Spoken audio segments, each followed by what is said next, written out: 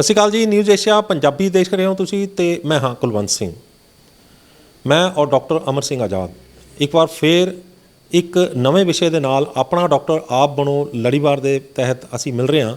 तो अज दे लड़ीवार नंबर 70 दे विच असी गलबात करांगे एक अजिहे विषय के संबंध विच जिस विषय के उत्ते लंघे दिनी कनेडा की ट्रूडो सरकार ने एक हुक्म जारी किया, यानी कि उत्थे जिन्ने भी पढ़न वाले विद्यार्थी ने फॉरनर उन्हां वल्लों उन्हां नूं 20 घंटे तो वध जिहड़ी कंमकार दी जिहड़ी छूट दे दी गई है। पहलां 20 घंटे कर सकते सी हफ्ते दे विच, लेकिन हुण उन्होंने ओपन छूट देती है क्योंकि उत्थे लेबर की घाट हो गई है तो वो आउटसोर्सिंग लेबर की बाहरों ना मंगानी पवे तो जिहड़े स्टूडेंट्स आए हुए उन्हां नूं ही खुल दे दी गई है 1 साल वास्ते। एक अजिहा चिंता का विषय है जिहड़ा कि ना सिर्फ कनेडा सरकार नूं नज़र आया बल्कि यह वर्ल्ड वाइड भी नज़र आया। जदों डॉक्टर अमर सिंह आज़ाद ने मेरे नाल एक ये गल का जिहड़ा सांझ पाई कि यह इस तरह करके एक आर्टिकल छपया, एक लेख आया कि वर्ल्ड वाइड जिहड़ी आ वो पॉपूलेशन वध नहीं घट रही है। तो मैनूं चेते आ गया भी हाँ बिल्कुल, अगर आप आले दुआले अपने देखीए तो किसी का एक बच्चा तो किसी दे एक भी नहीं हैगा तो किसी का ब्याह ही नहीं हो रहा। तो हालात जिहड़े ने इहदे नाल विगड़ते विगड़ते जिहड़े ने वो बहुत गंभीर अवस्था पहुँच रहे हैं। क्यों ये जे हालात हो रहे हैं आप डॉक्टर अमर सिंह आज़ाद तो जानते हैं। डॉक्टर साहब तुहाडा न्यूज़ एशिया पंजाबी के बहुत बहुत स्वागत। सत श्री अकाल जी सारे दोस्तों।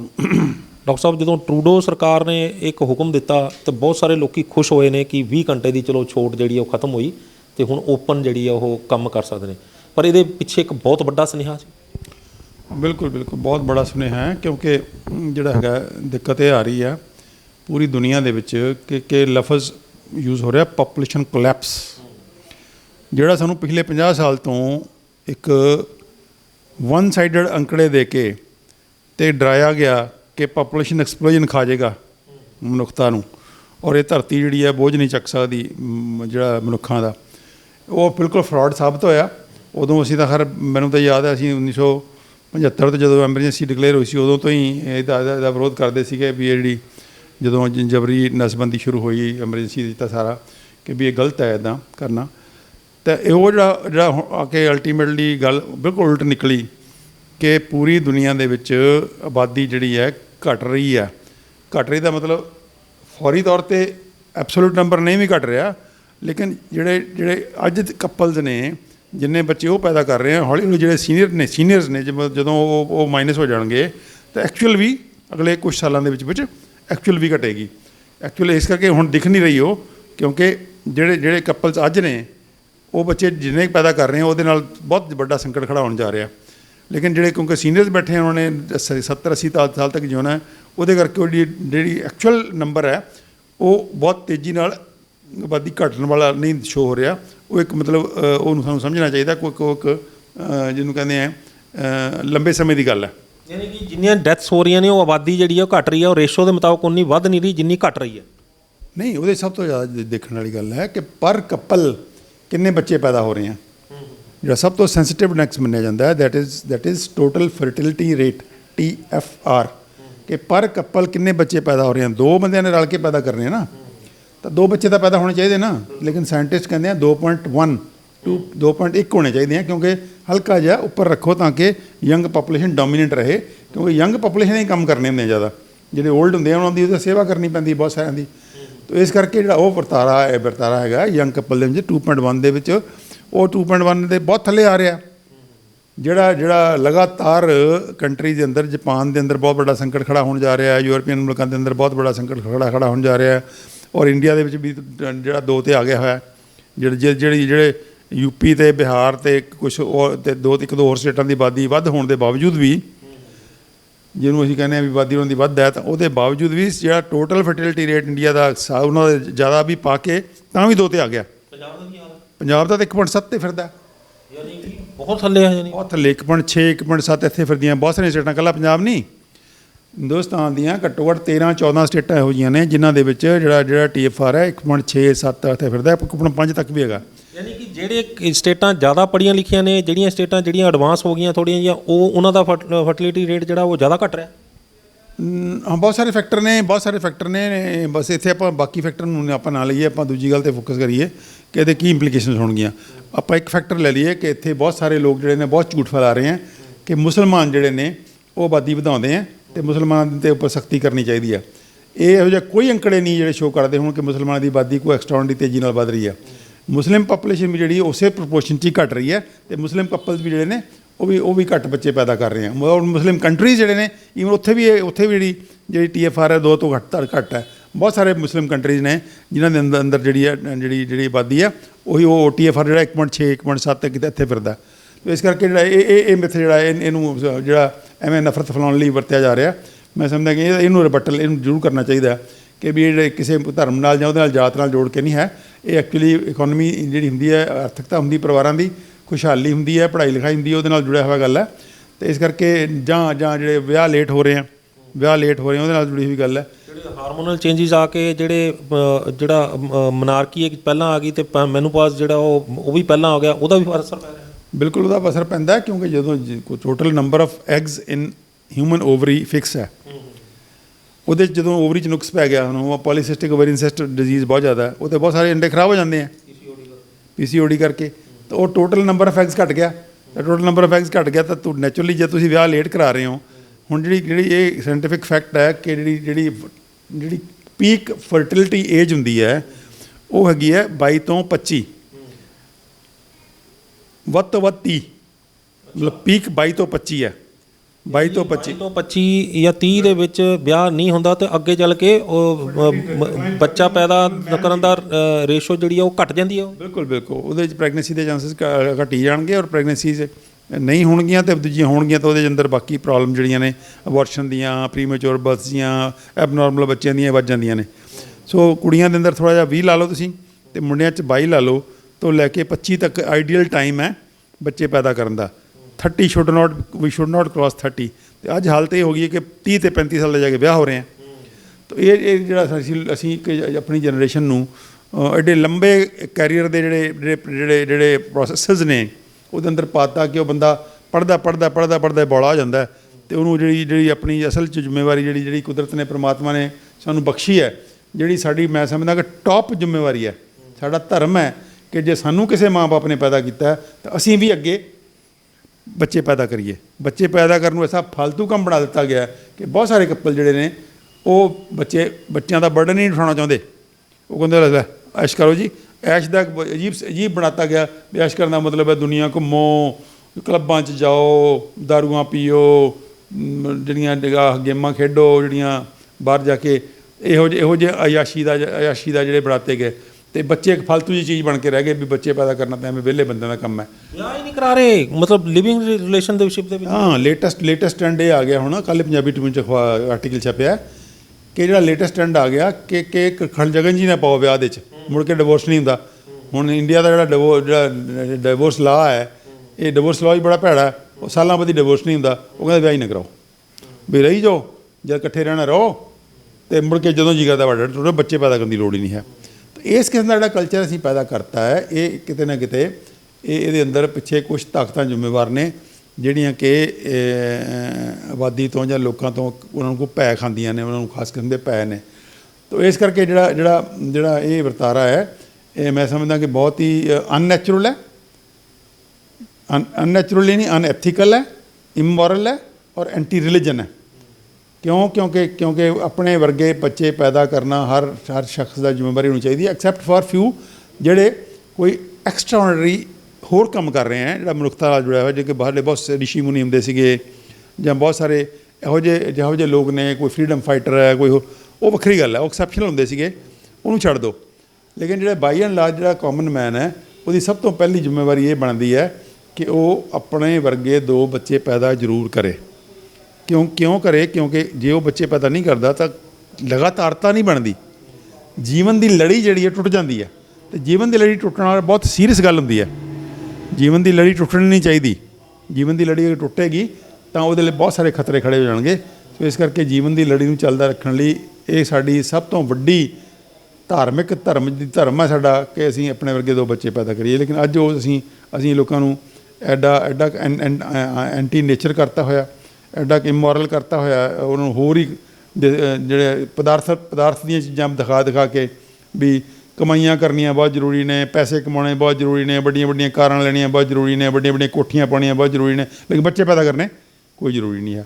ਤਾਂ ਅੱਜ ਹਾਲਤ ਇਹ ਹੋ ਗਈ ਹੈ ਕਿ ਕੋਠੀਆਂ ਸਾਰੇ ਪੰਜਾਬ 'ਚ ਹੋਈਆਂ ਪਈਆਂ ਨੇ, ਕੋਠੀਆਂ 'ਚ ਰਹਿਣ ਵਾਲਾ ਕੋਈ ਹੈ ਨਹੀਂ ਗਾ। ਜੇ ਕੋਈ ਬੱਚੇ ਹੈਗੇ ਤਾਂ ਉਹ ਬਾਹਰ ਤੁਰ ਜਾਂਦੇ ਆ, ਉਹ ਕੈਨੇਡਾ ਨੂੰ ਭੱਜੀ ਜਾ ਰਿਹਾ, ਕੋਈ ਅਮਰੀਕਾ ਨੂੰ ਭੱਜੀ ਜਾ ਰਿਹਾ। ਤਾਂ ਉਹ ਕੰਟਰੀ ਜਿਹੜੇ ਨੇ ਉਹ ਲਈ ਜਾ ਰਹੇ, ਕਿਉਂਕਿ ਉਹਨਾਂ ਨੂੰ ਪਤਾ, ਉਹਨਾਂ ਦੇ ਸਾਇੰਟਿਸਟਾਂ ਨੇ ਕੈਲਕੂਲੇਟ ਕਰ ਲਿਆ ਹੋਇਆ ਕਿ ਭਾਈ ਸਾਹਿਬ ਜੇ ਤੁਹਾਡੀ ਆਬਾਦੀ ਘਟ ਗਈ ਤਾਂ ਮਰੋਗੇ, ਤੁਸੀਂ ਡਿਕਲਾਈਨ ਕਰੋਗੇ, ਅਤੇ ਉਹ ਮੁਲਕ ਉੱਪਰ ਚਲੇ ਜਾਣਗੇ ਜਿਨ੍ਹਾਂ ਕੋਲ ਮੈਨ ਪਾਵਰ ਹੈ। ਸੋ ਜਿਨ੍ਹਾਂ ਲੋਕਾਂ ਕੋਲ ਮੈਨ ਪਾਵਰ ਹੋਏਗੀ ਉਹ ਮੁਲਕ ਉੱਪਰ ਜਾਣਗੇ, ਜਿਨ੍ਹਾਂ ਕੋਲ ਮੈਨ ਪਾਵਰ ਨਹੀਂ ਹੋਗੀ ਥੱਲੇ ਆਉਣਗੇ। ਇਸ ਕਰਕੇ ਇਹ ਜਿਹੜੇ ਮੁਲਕ ਨੇ ਆਸਟ੍ਰੇਲੀਆ, ਕੈਨੇਡਾ ਵਰਗੇ, ਜਿਨ੍ਹਾਂ ਕੋਲ ਲੈਂਡ ਮਾਸ ਬਹੁਤ ਜ਼ਿਆਦਾ, ਜ਼ਮੀਨਾਂ ਬਹੁਤ ਜ਼ਿਆਦਾ ਨੇ, ਰਿਸੋਰਸਿਸ ਬਹੁਤ ਜ਼ਿਆਦਾ ਨੇ, ਜਿਨ੍ਹਾਂ ਕੋਲ ਨਹੀਂ ਮੈਨ ਪਾਵਰ ਹੈ ਨਹੀਂ ਗੀ, ਇਹ ਤੜ ਬੰਦੇ ਲਈ ਜਾ ਰਹੇ ਆ। ਔਰ ਇਹ ਮਤ ਸੋਚੀ ਅਸੀਂ ਕਿ ਸਾਡੇ 'ਤੇ ਕੋਈ ਆਸਾਨ ਕਰ ਰਹੇ ਆ, ਉਹ ਸਾਡਾ ਲਹੂ ਪੀਂਦੇ ਆ, ਉਹ 12-12, 14-14, 15-15 ਘੰਟੇ ਕੰਮ ਕਰਾਉਂਦੇ ਆ। ਜਿਹੜੀ ਆ ਸਟੂਡੈਂਟ ਵਾਲੀ ਤੁਸੀਂ ਗੱਲ ਕਰ ਰਹੇ ਸੀ ਵੀ ਇਹਨਾਂ ਨੇ ਰਿਲੈਕਸ ਕਰਤੇ ਉਹਨਾਂ ਦੇ ਵਰਕਿੰਗ ਆਵਰਸ, ਜਿਹੜੇ ਪਹਿਲਾਂ 20 ਆਵਰਸ ਪਰ ਵੀਕ ਸੀਗੇ, ਉਹਨਾਂ ਨੇ ਉਹਨੂੰ ਉਹਦਾ ਚੱਪਰ ਲਿਮਿਟ ਚੱਕਤੀ। ਕਿਉਂ ਚੱਕਤੀ? ਕਿਉਂਕਿ ਉਹਨਾਂ ਨੂੰ ਲੇਬਰ ਚਾਹੀਦੀ ਹੈ, ਔਰ ਸਸਤੀ ਲੇਬਰ ਚਾਹੀਦੀ ਹੈ। ਉਹ 'ਤੇ ਕੋਈ ਲਾਅ ਲਾਗੂ ਨਹੀਂ ਹੁੰਦਾ, ਕੋਈ ਮਿਨੀਮਲ ਵੇਜਸ ਨਹੀਂ, ਉਹ 'ਤੇ ਕੁਛ ਨਹੀਂ ਹੈ, ਉਹ ਪਾਰਟ ਟਾਈਮ ਵਰਕਰ ਨੇ। ਤਾਂ ਇਸ ਕਰਕੇ ਉਹ ਜਿਹੜੇ ਆਪਣੀ ਲੇਬਰ ਨੂੰ ਸਸਤਾ ਕਰਨ ਲਈ ਉਹਨਾਂ ਦੀ ਬੇੜੀਆਂ 'ਚ ਵੱਟੇ ਪਾ ਰਹੇ ਆ। ਉਹ ਕਿਹੜੇ ਟਾਈਮ ਪੜ੍ਹਨਗੇ ਅਤੇ ਕਿਹੜੇ ਟਾਈਮ ਪੇਪਰ ਦੇਣਗੇ ਅਤੇ ਕਿਹੜੇ ਟਾਈਮ ਰਾਈਜ਼ ਕਰਨਗੇ। ਇਹਦਾ ਮਤਲਬ ਪਰਟੀਕੂਲਰਲੀ ਇੱਕ ਲੋ ਲੈਵਲ ਦੀਆਂ ਜੋਬਸ ਦੇ ਤੱਕ ਰਹਿ ਜਾਣਗੇ ਸੀਮਿਤ, ਉਹ ਹਾਈ ਲੈਵਲ ਦੀਆਂ ਜੋਬਸ ਤੱਕ ਨਹੀਂ ਜਾ ਸਕਣਗੇ। ਅਤੇ ਇਸ ਕਰਕੇ ਉਹਨਾਂ ਨੂੰ ਖੁੱਲ੍ਹੀਆਂ ਛੁੱਟੀਆਂ ਨੇ ਵੀ ਤੁਸੀਂ ਆਓ, ਸਾਡੇ ਜਹਾਜ਼ਾਂ ਦੀ ਏਅਰਪੋਰਟ ਦੀਆਂ ਸਫਾਈਆਂ ਕਰੋ, ਸਾਡੇ ਉਹ ਕੰਮ ਸਾਂਭੋ ਜਿਹੜੇ ਸਾਡੇ ਇੱਥੋਂ ਦੇ ਲੋਕ ਸਾਂਭਣ ਨੂੰ ਤਿਆਰ ਨਹੀਂ ਹੈ। ਤਾਂ ਉਹ ਜਿਹੜਾ ਹੈ ਵਰਤਾਰਾ ਕਿਤੇ ਨਾ ਕਿਤੇ।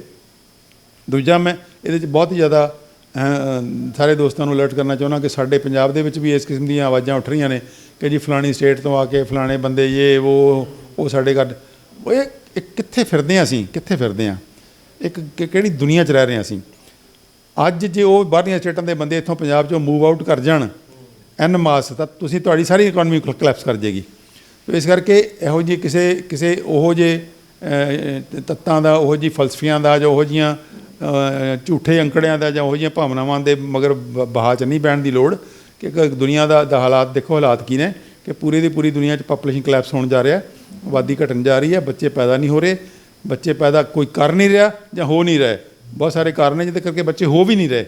ਉਹ ਨਾ ਹੋਣ ਦੇ ਕਾਰਨ ਆਪਾਂ ਅੱਗੇ ਵੀ ਕਈ ਵਾਰੀ ਕਰ ਚੁੱਕੇ ਹਾਂ ਕਿ ਜਦੋਂ ਅਸੀਂ ਕੁਦਰਤ ਵਿਰੋਧੀ ਗੱਲਾਂ ਕਰਾਂਗੇ, ਚਾਹੇ ਅਸੀਂ ਹਵਾ ਖਰਾਬ ਕਰਾਂਗੇ, ਚਾਹੇ ਪਾਣੀ ਖਰਾਬ ਕਰਾਂਗੇ, ਚਾਹੇ ਆਪਣੀ ਮਿੱਟੀ ਖਰਾਬ ਕਰਾਂਗੇ, ਚਾਹੇ ਖੇਤੀ ਦਾ ਇਹੋ ਜਿਹਾ ਮਾਡਲ ਲੈ ਕੇ ਆਵਾਂਗੇ ਜਿਹਦੇ ਅੰਦਰ ਹਨੇਰੀ ਲਿਆਤੀ ਅਸੀਂ ਕੈਮੀਕਲ ਦੀ, ਜਾਂ ਇੰਡਸਟਰੀ ਦਾ ਮਾਡਲ ਖੜਾ ਕਰਾਂਗੇ ਜਿਹਦੇ 'ਤੇ ਕੈਮੀਕਲ ਭਰਤੇ ਅਸੀਂ, ਪਲਾਸਟਿਕ ਵਰਗੀ ਚੀਜ਼ ਜਿਹੜੀ ਕਿ ਕੱਲੀ ਪੂਰੇ ਗਲੋਬ ਨੂੰ ਹਜਮ ਕਰਨ ਦੀ ਸਮਰੱਥਾ ਰੱਖਦੀ ਹੈ, ਉਹ ਅਸੀਂ ਇੰਨੀ ਜ਼ਿਆਦਾ ਕਰਤੀ ਹੈ ਕਿ ਸਾਨੂੰ ਕੋਈ ਕੋਈ ਸ਼ਰਮ ਹਯਾ ਨਹੀਂ ਹੈ ਬਿਜ਼ਨਸ ਧੰਦਾ ਕਰਨ ਵਾਸਤੇ, ਪੈਸੇ ਕਮਾਉਣ ਵਾਸਤੇ। ਅਸੀਂ ਕਿਸੇ ਵੀ ਕੋਈ ਮੋਰੈਲਿਟੀ, ਕੋਈ ਐਥਿਕਸ, ਕੋਈ ਨੇਚਰ, ਕੋਈ ਧਰਤੀ ਮਾਂ, ਕੋਈ ਪਾਣੀ, ਕੋਈ ਕਿਸੇ ਦਾ ਕੋਈ ਪ੍ਰਵਾਹ ਨਹੀਂ ਸਾਨੂੰ।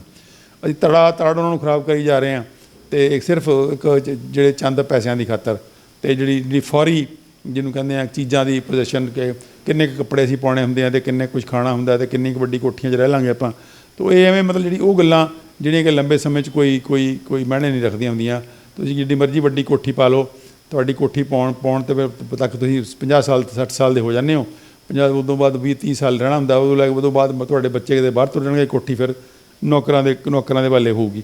ਤਾਂ ਇਸ ਕਰਕੇ ਜਿਹੜੇ ਵਰਤਾਰੇ ਨੇ ਇਸ ਕਿਸਮ ਦੇ ਜਿਹੜੇ ਸ਼ੁੱਧੇ ਕਿਸਮ ਦੇ ਸੁਪਰਫਿਸ਼ਲ, ਇਹਨਾਂ 'ਚੋਂ ਨਿਕਲੀ ਸਾਂ ਅਸੀਂ। ਅਤੇ ਇੱਕ ਮਨੁੱਖਤਾ ਦੀ ਜਿਹੜੀ ਸਭ ਤੋਂ ਵੱਡੀ ਜ਼ਿੰਮੇਵਾਰੀ ਹੈ ਸਾਡੀ, ਕਿ ਮਨੁੱਖਤਾ ਦੀ ਜਿਹੜੀ ਜੀਵਨ ਦੀ ਲੜੀ ਹੈ ਉਹਨੂੰ ਨਹੀਂ ਟੁੱਟਣ ਦੇਣਾ ਚਾਹੀਦਾ, ਉਹਦੇ ਵੱਲ ਧਿਆਨ ਦੇਣਾ ਜਿਹੜਾ ਬਹੁਤ ਜ਼ਰੂਰੀ ਹੈ। ਡਾਕਟਰ ਸਾਹਿਬ, ਇਹ ਤਾਂ ਤੁਸੀਂ ਦੱਸਤਾ ਵੀ ਇਹਦੇ ਕਿੱਦਾਂ ਵਰਤਾਰਾ ਹੋ ਰਿਹਾ। ਹੁਣ ਆਈਏ ਆਪਾਂ ਕਿ ਬੱਚੇ ਪੈਦਾ ਹੋ ਹੀ ਨਹੀਂ ਰਹੇ। ਇਹ ਬਹੁਤ ਸਾਰੇ ਜਿਹੜੇ ਕਪਲਸ ਨੇ ਉਹ IVF ਕਰਨੀ ਜਾ ਰਹੇ ਨੇ। ਬਹੁਤ ਸਾਰੇ ਕਪਲ ਜਿਹੜੇ ਨੇ ਉਹ ਹਾਲਾਤ ਇੱਥੋਂ ਤੱਕ ਬਣ ਚੁੱਕੇ ਨੇ ਕਿ ਅੱਜ ਜੇਕਰ ਕੋਈ ਕਪਲ ਬੱਚਾ ਗੋਦ ਲੈਣ ਜਾਂਦਾ ਅਤੇ ਉੱਥੇ ਉਹਨੂੰ ਗੋਦ ਵੀ ਨਹੀਂ ਮਿਲ ਰਿਹਾ, ਕਿਉਂਕਿ ਉੱਥੇ ਵੀ ਜਿਹੜੀਆਂ ਲੰਬੀਆਂ ਕਤਾਰਾਂ ਨੇ, ਉੱਥੇ ਵੀ ਬੜਾ ਲੰਬਾ ਜਿਹੜਾ ਉਹ ਇੰਤਜ਼ਾਰ ਕਰਨਾ ਪੈਂਦਾ। ਅਤੇ ਬਹੁਤ ਸਾਰੇ ਤਰ੍ਹਾਂ ਦੀਆਂ ਜਿਹੜੀਆਂ ਨੇ ਉਹਨਾਂ ਨੂੰ ਇਨਕੁਆਇਰੀਆਂ ਦੇ ਵਿੱਚੋਂ ਨਿਕਲ ਕੇ ਅਤੇ ਫਿਰ ਕਿਤੇ ਜਾ ਕੇ ਬੱਚਾ ਮਿਲਦਾ। ਅਤੇ ਉਹ ਵੀ ਬੱਚਾ ਜਿਹੜਾ ਉਹ ਕਾਫੀ ਜ਼ਿਆਦਾ ਉਹਦੇ 'ਤੇ ਨਿਗਰਾਨੀ ਰੱਖੀ ਜਾਂਦੀ ਹੈ। ਕੋਈ ਸਮਾਂ ਸੀ ਕਿ ਪਹਿਲਾਂ ਬੱਚੇ ਰੁਲਦੇ ਹੁੰਦੇ ਸੀ, ਅੱਜ ਮਾਂ-ਬਾਪ ਰੁਲ ਰਹੇ ਨੇ। ਬਿਲਕੁਲ ਸਹੀ ਕਿਹਾ ਤੁਸੀਂ। ਕਿਉਂਕਿ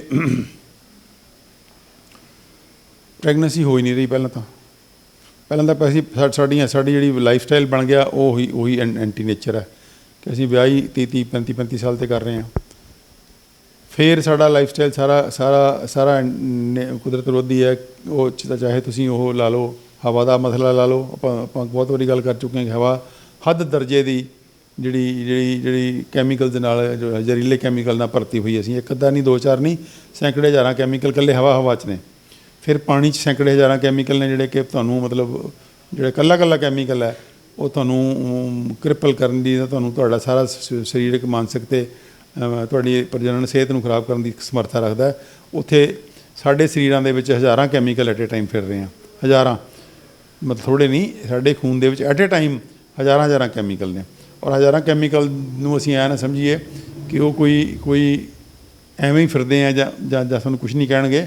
ਉਹਦੇ 'ਚ ਜਿਹੜੀ ਅੱਗੇ ਵੀ ਇੱਕ ਵਾਰੀ ਉਦਾਹਰਨ ਦਿੱਤੀ ਸੀਗੀ ਕਿ ਇੱਕ ਕੈਮੀਕਲ ਦਾ ਮਤਲਬ ਹੁੰਦਾ ਇੱਕ, ਦੋ ਕੈਮੀਕਲ ਦਾ ਮਤਲਬ 1 + 1 2 ਨਹੀਂ ਹੁੰਦਾ, 1 + 1 11 ਹੁੰਦਾ। ਇਹ ਪ੍ਰੂਵ ਹੋ ਚੁੱਕਿਆ ਸਟੱਡੀਜ਼ 'ਚ। ਉਸ ਜਿਹੜੀ ਬੀੜੀ ਸਮੋਕਰ ਅਤੇ ਐਸਬੈਸਟੋਸ ਦੀ ਬੜੀ ਪਾਪੂਲਰ ਸਟੱਡੀ ਹੈ ਕਿ ਬੀੜੀ ਸਮੋਕਰ ਨੂੰ 11 ਗੁਣਾ ਲੰਗ ਕੈਂਸਰ ਹੁੰਦਾ ਅਤੇ ਬੀੜੀ ਐਸਬੈਸਟੋਸ ਵਰਕਰ ਨੂੰ 5 ਗੁਣਾ ਹੁੰਦਾ। ਅਤੇ ਜੇ ਦੋਨੋਂ ਹੀ ਹੋਣ, ਐਸਬੈਸਟੋਸ ਵਰਕਰ ਵੀ ਹੋਵੇ ਅਤੇ ਬੀੜੀ ਸਮੋਕਰ ਵੀ ਹੋਵੇ, ਤਾਂ ਉਹ 5 + 11 16 ਟਾਈਮ ਹੋਣਾ ਚਾਹੀਦਾ ਸੀਗਾ, ਲੇਕਿਨ ਹੁੰਦਾ 55 ਟਾਈਮ ਹੈ। ਸੋ ਇਸ ਕਰਕੇ ਜਦੋਂ ਕਿਉਂਕਿ ਉਹ ਸਿਸਟਮ ਇੱਕ ਜ਼ਹਿਰ ਨਾਲ ਕਮਜ਼ੋਰ ਹੋ ਚੁੱਕਿਆ ਹੁੰਦਾ, ਕਮਜ਼ੋਰ ਨੂੰ ਹੋਰ ਮਾਰਨਾ ਉਹਨੂੰ ਬਹੁਤ ਸੌਖਾ ਹੈ। ਸੋ ਇਸ ਕਰਕੇ ਇੱਕ ਕੈਮੀਕਲ ਦਾ ਮਾਰਿਆ ਹੋਇਆ ਸਿਸਟਮ ਦੂਜੇ ਕੈਮੀਕਲ ਨੂੰ ਚੱਲਣ ਦੀ ਸਮਰੱਥਾ ਨਹੀਂ ਰੱਖਦਾ। ਸੋ ਇਸ ਕਰਕੇ ਜਦੋਂ ਮਲਟੀਪਲ ਇੱਕ ਕਾਕਟੇਲ ਆਫ ਕੈਮੀਕਲਸ ਹੁੰਦੀ ਹੈ, ਔਰ ਸਾਡੀ ਜਿਹੜੀ ਬਦਕਿਸਮਤੀ ਹੈ ਕਿ ਕਾਕਟੇਲ ਆਫ ਕੈਮੀਕਲ ਦੇ ਉੱਪਰ ਕੋਈ ਸਟੱਡੀ ਨਹੀਂ ਹੈ।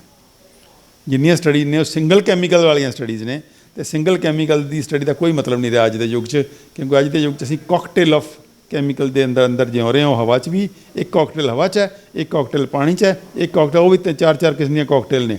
ਦੇਖੋ, ਹਵਾ ਦੀ ਕਾਕਟੇਲ ਅਲੱਗ ਹੋ ਗਈ, ਪਾਣੀ ਦੀ ਕਾਕਟੇਲ ਅਲੱਗ ਹੋ ਗਈ, ਮਿੱਟੀ ਵਾਲੀ ਕਾਕਟੇਲ ਅਲੱਗ ਹੋ ਗਈ, ਜਿਹੜਾ ਇੰਡਸਟਰੀਅਲ ਫੂਡਸ ਜਿਹੜੇ ਸਨਅਤੀਕਰਨ ਹੋ ਰਿਹਾ ਫੂਡ ਦਾ, ਉਹ ਕਾਕਟੇਲ ਅਲੱਗ ਹੋ ਗਈ। ਫਿਰ ਅਸੀਂ ਲਾਈਫ ਸਟਾਈਲ 'ਚ ਵੈਸੇ ਬਹੁਤ ਕੈਮੀਕਲ ਘਸੋੜ ਰੱਖੇ ਆ।